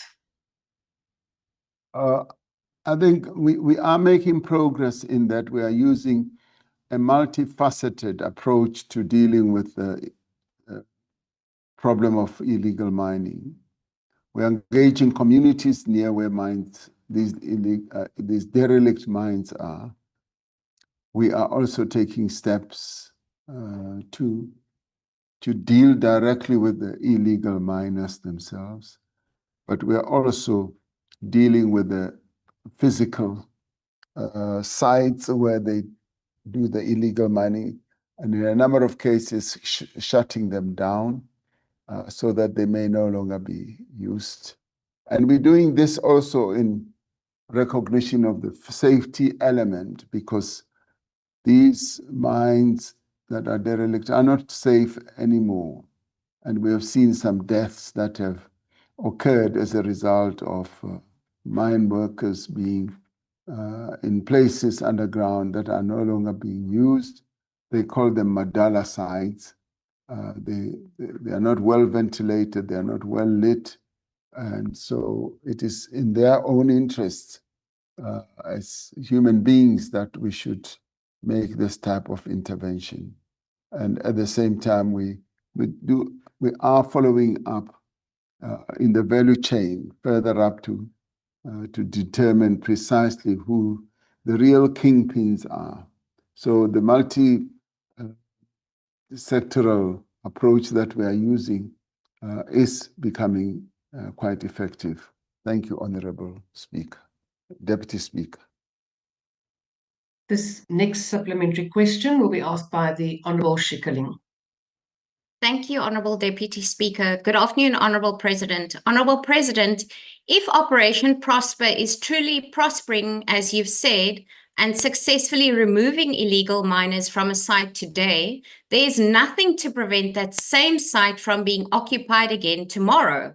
Can the Honourable President please tell this House what measurable evidence, and I want to emphasize measurable evidence, not just words, there is that Operation Prosper is actually disrupting the criminal infrastructure, syndicates, and financial networks behind illegal mining, rather than simply moving illegal mining from one location to another daily? Thank you. The Honourable President. Yes, Honourable Deputy Speaker, we do believe it is producing significant operational results, particularly in the way that I have spoken, also against the gangs. It is still too early to say that it has sustainably, at the moment, reduced the serious crime, but we are making progress. And we have seen how, through the deployment of our soldiers and the police, we've been able to disrupt a number of these activities. And there's always a danger, yes, that there'll be a reversion to utilizing those mining sites again. And one of the solutions that has been brought to the fore is that those that we can shut down, we should shut down and seal them more permanently. And in this regard, we need to work with the former owners and with the community, as well as with the police and the defense force themselves. So that too is a work in progress. I do believe that we've shaken this tree, and we should be able to ensure that we remain focused, even to the risk of the issue recurring and coming up again. We must be clear that arrests alone, in the end, are not the real measure of success. The real measure of success is whether we will be able, one, to safeguard the interests of our people near those mines, and we will be able to eliminate mining that is illegal, and the extent to which we will have closed those mines that give rise to the vulnerability of those people who are either working there illegally or indeed members of the community. Thank you, Honorable Deputy Speaker. Thank you, Honourable President. The next question will be asked by the Honourable Zibi. Thank you very much, Honourable Deputy Speaker. Honourable President, in line with your last answer, isn't it time that the government considered a significant appropriation for the closure, for the permanent sealing and closure of many of these mines, and the expense recovered from the former owners who clearly have not adhered to mine closure procedures as set out in South African legislation? Because policing alone, as you say, will not solve the problem. The Honourable President. Yes, I would agree with Honourable Zibi that those abandoned and derelict, and we also deal here with ownerless mines that have unused shafts that have become the basis for illegal mining. Those, yes, do subscribe to physical closure and rehabilitation. That should become a bigger part of our strategy, I would say. It is a complex problem when it comes to the ownerless mines that are old, that had many shafts, and you say, shouldn't we get an appropriation from government? I would say yes. However, we should also recognize that with regard to those ownerless mines, the burden of funding their closure then comes to government. And closure involves just a massive engineering expense that we need to take into account. But at the same time, we need to have a balance. What counts more? The lives of people in the area, women who will not be subjected to gender-based violence, because that is often the main concern that we need to deal with and contend with. And we should then approach those who were owners of these mines to participate in enhancing the proper closure of these mines. So my answer to your question is yes, that's what we should be doing. And if we go the appropriation route, we should get the Treasury to measure up what the actual cost would be and be able to do trade-offs and to see what is best in the circumstances. We should therefore use a multi-pronged type of approach, which will include closing, which will include dealing with those derelict mines or unused mines that are now becoming centers of criminality as gangs are now utilizing them for their own ends. But at the same time, there is another aspect where we need to ask ourselves about what ordinary people in very good ore body areas, like I give a good example, like in Sikukuni, where chrome ore is nearly present all over. And our people once went to a meeting, public meeting, where they all said to a voice, to a man, a woman, and they said, we want you to give us mining licenses because we want to extract the wealth that is beneath our soil. Should they be characterized as illegal miners? Or should we find a way in which we grant them licenses and legitimize them and manage them better in that way. So it's a multi-pronged approach that we need to use to deal with this problem, because if we don't do so, we will always have problems, as has been said already.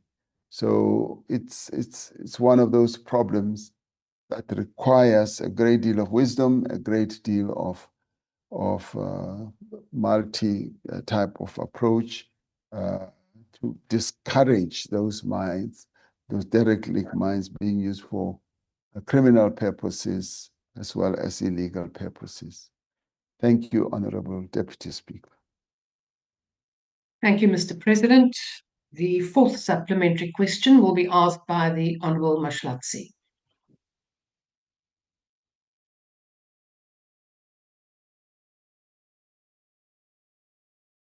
Thank you, Deputy Chairperson. Also, Africa.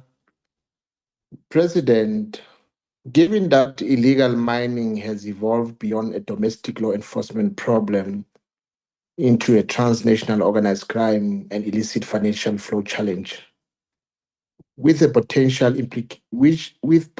implication for South Africa's gold supply chain, tax revenue, investment environment, international reputation, and the integrity of our legitimate mining sector. How is government measuring the international credibility and effectiveness of Operation Prosper? In particular, has government engaged with the global initiative against transnational organized crime based in Geneva and other relevant international organized crime, financial intelligence, and law enforcement institutions to independently assess whether South Africa's intervention is actually disrupting the criminal networks, finances, Thank you, Honourable illicit gold. No, I'm not finished. Illicit gold supply chain proceeds Honourable of crime Member, your time has behind expired. illegal mining, rather than merely removing illegal miners from individual mining site. Allow me to ask my question, Deputy Speaker. Honourable Mashlatsi, you have 1 minute. You are now on 1.5 minutes. Allow me to ask this question. It's an important question. Honourable Mashlatsi, as a small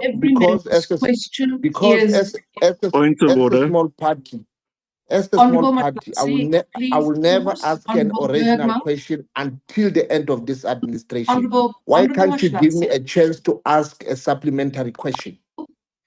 Mashlatsi, I don't have any original questions. Honourable Mashlatsi, so why can't I ask a supplementary question, Deputy Speaker? Because you can ask a question, but the rules state that you have 1 minute, and that is in recognition of the time allocated to each My time, it says I'm still on 50 something. Honourable Mashlatsi, you can take the matter to the Rules Committee if you are not happy with the rules. But this is now my ruling. I can't ask the original question, and now I can't ask a supplementary question. That's what you are saying to me. Mashlatsi, that is something you take up with the Rules Committee. I have now ruled, and you are now out of order. You can't prevent me from asking questions. Mashlatsi, you're wrong. I have now named you you're 3 times. Absolutely wrong, Deputy Chairperson. Honourable Mashlatsi, I am now removing you from the platform. Could the table please remove the Honourable Mashlatsi from the platform? Honourable President, Honourable Bergman, I have now dealt with the matter. We will now proceed. Honourable President, please proceed with your answer.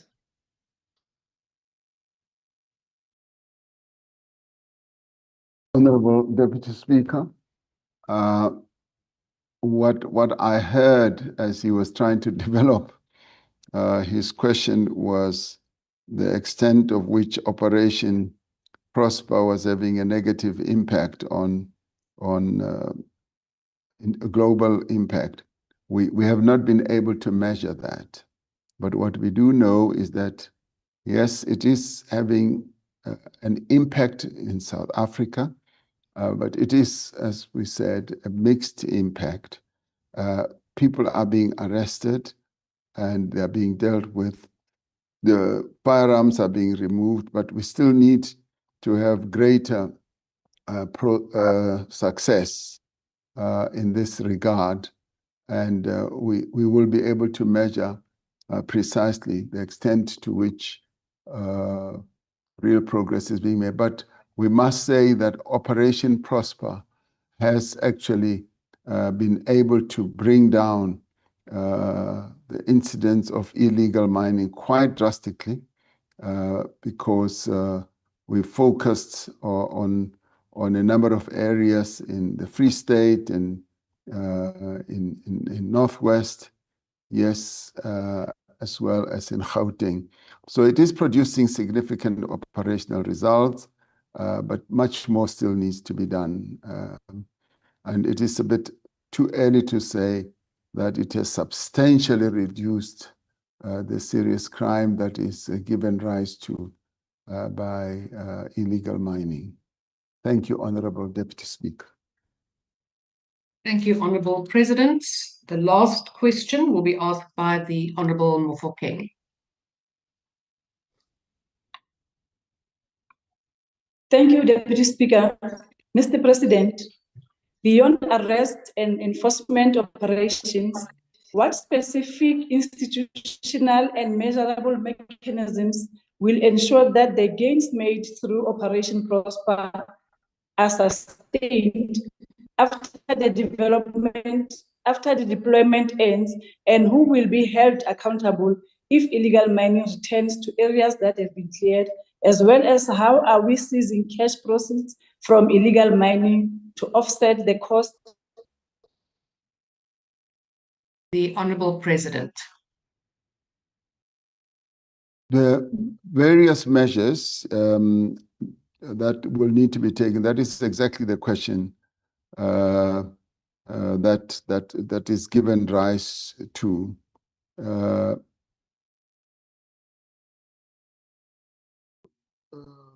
Measures through which we can see whether we are making progress. Then there's also the issue of sustainability.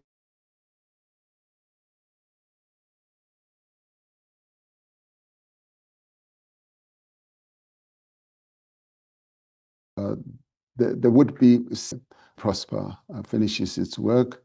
Violent crime should really have fallen in the areas where these mines are, and the criminal organization or gangs should no longer be prevalent in those areas. And we should be able to reclaim the areas that currently our people are saying they are not even able to traverse. Criminal activities, including the finances therefore must also be destroyed, and illegal mines must stay closed. Those are the measures I would say come to the fore that we would need to have as a sustainability measure. So work still needs to be done. And what we are involved in is that the work is being done. There is clear commitment from those members of the Defence Force that Parliament has agreed should be deployed.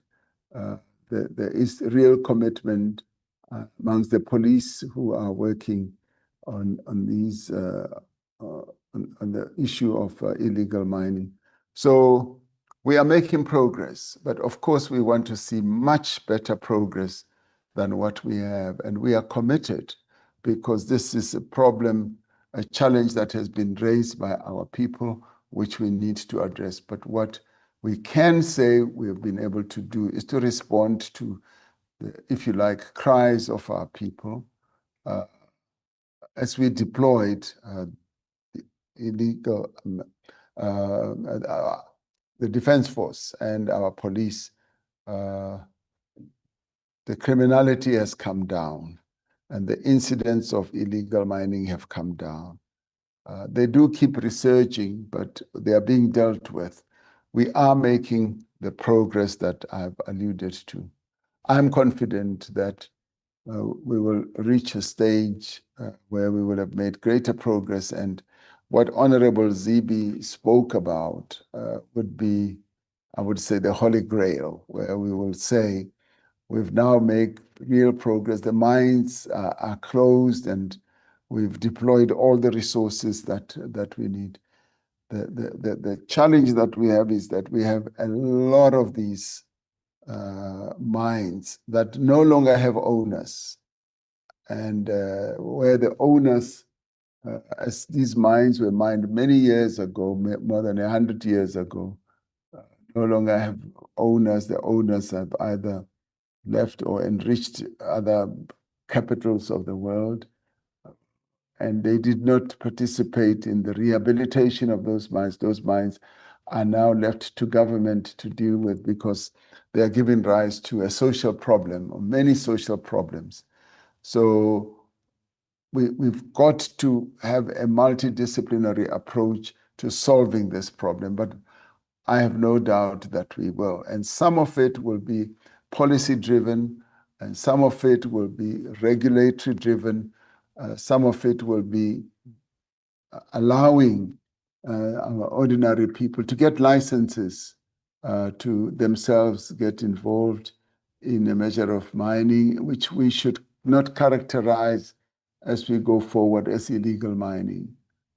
And we need to determine precisely how those products are sold, because as it is now, the products that are eked out of the ground are sold illegally, illicitly, and they become part of the illicit economy, and the nation never benefits anything in the form of taxes or otherwise. So it is a complex problem, but I am confident, Honorable Deputy Speaker, that we are on the right path, and we will resolve this problem once and for all. So I do thank you. Thank you very much. Thank you, Honourable President. Honourable members, that concludes questions to the President, and I thank the Honourable President. Honourable members, that concludes the business for the day, and the House is adjourned. The President is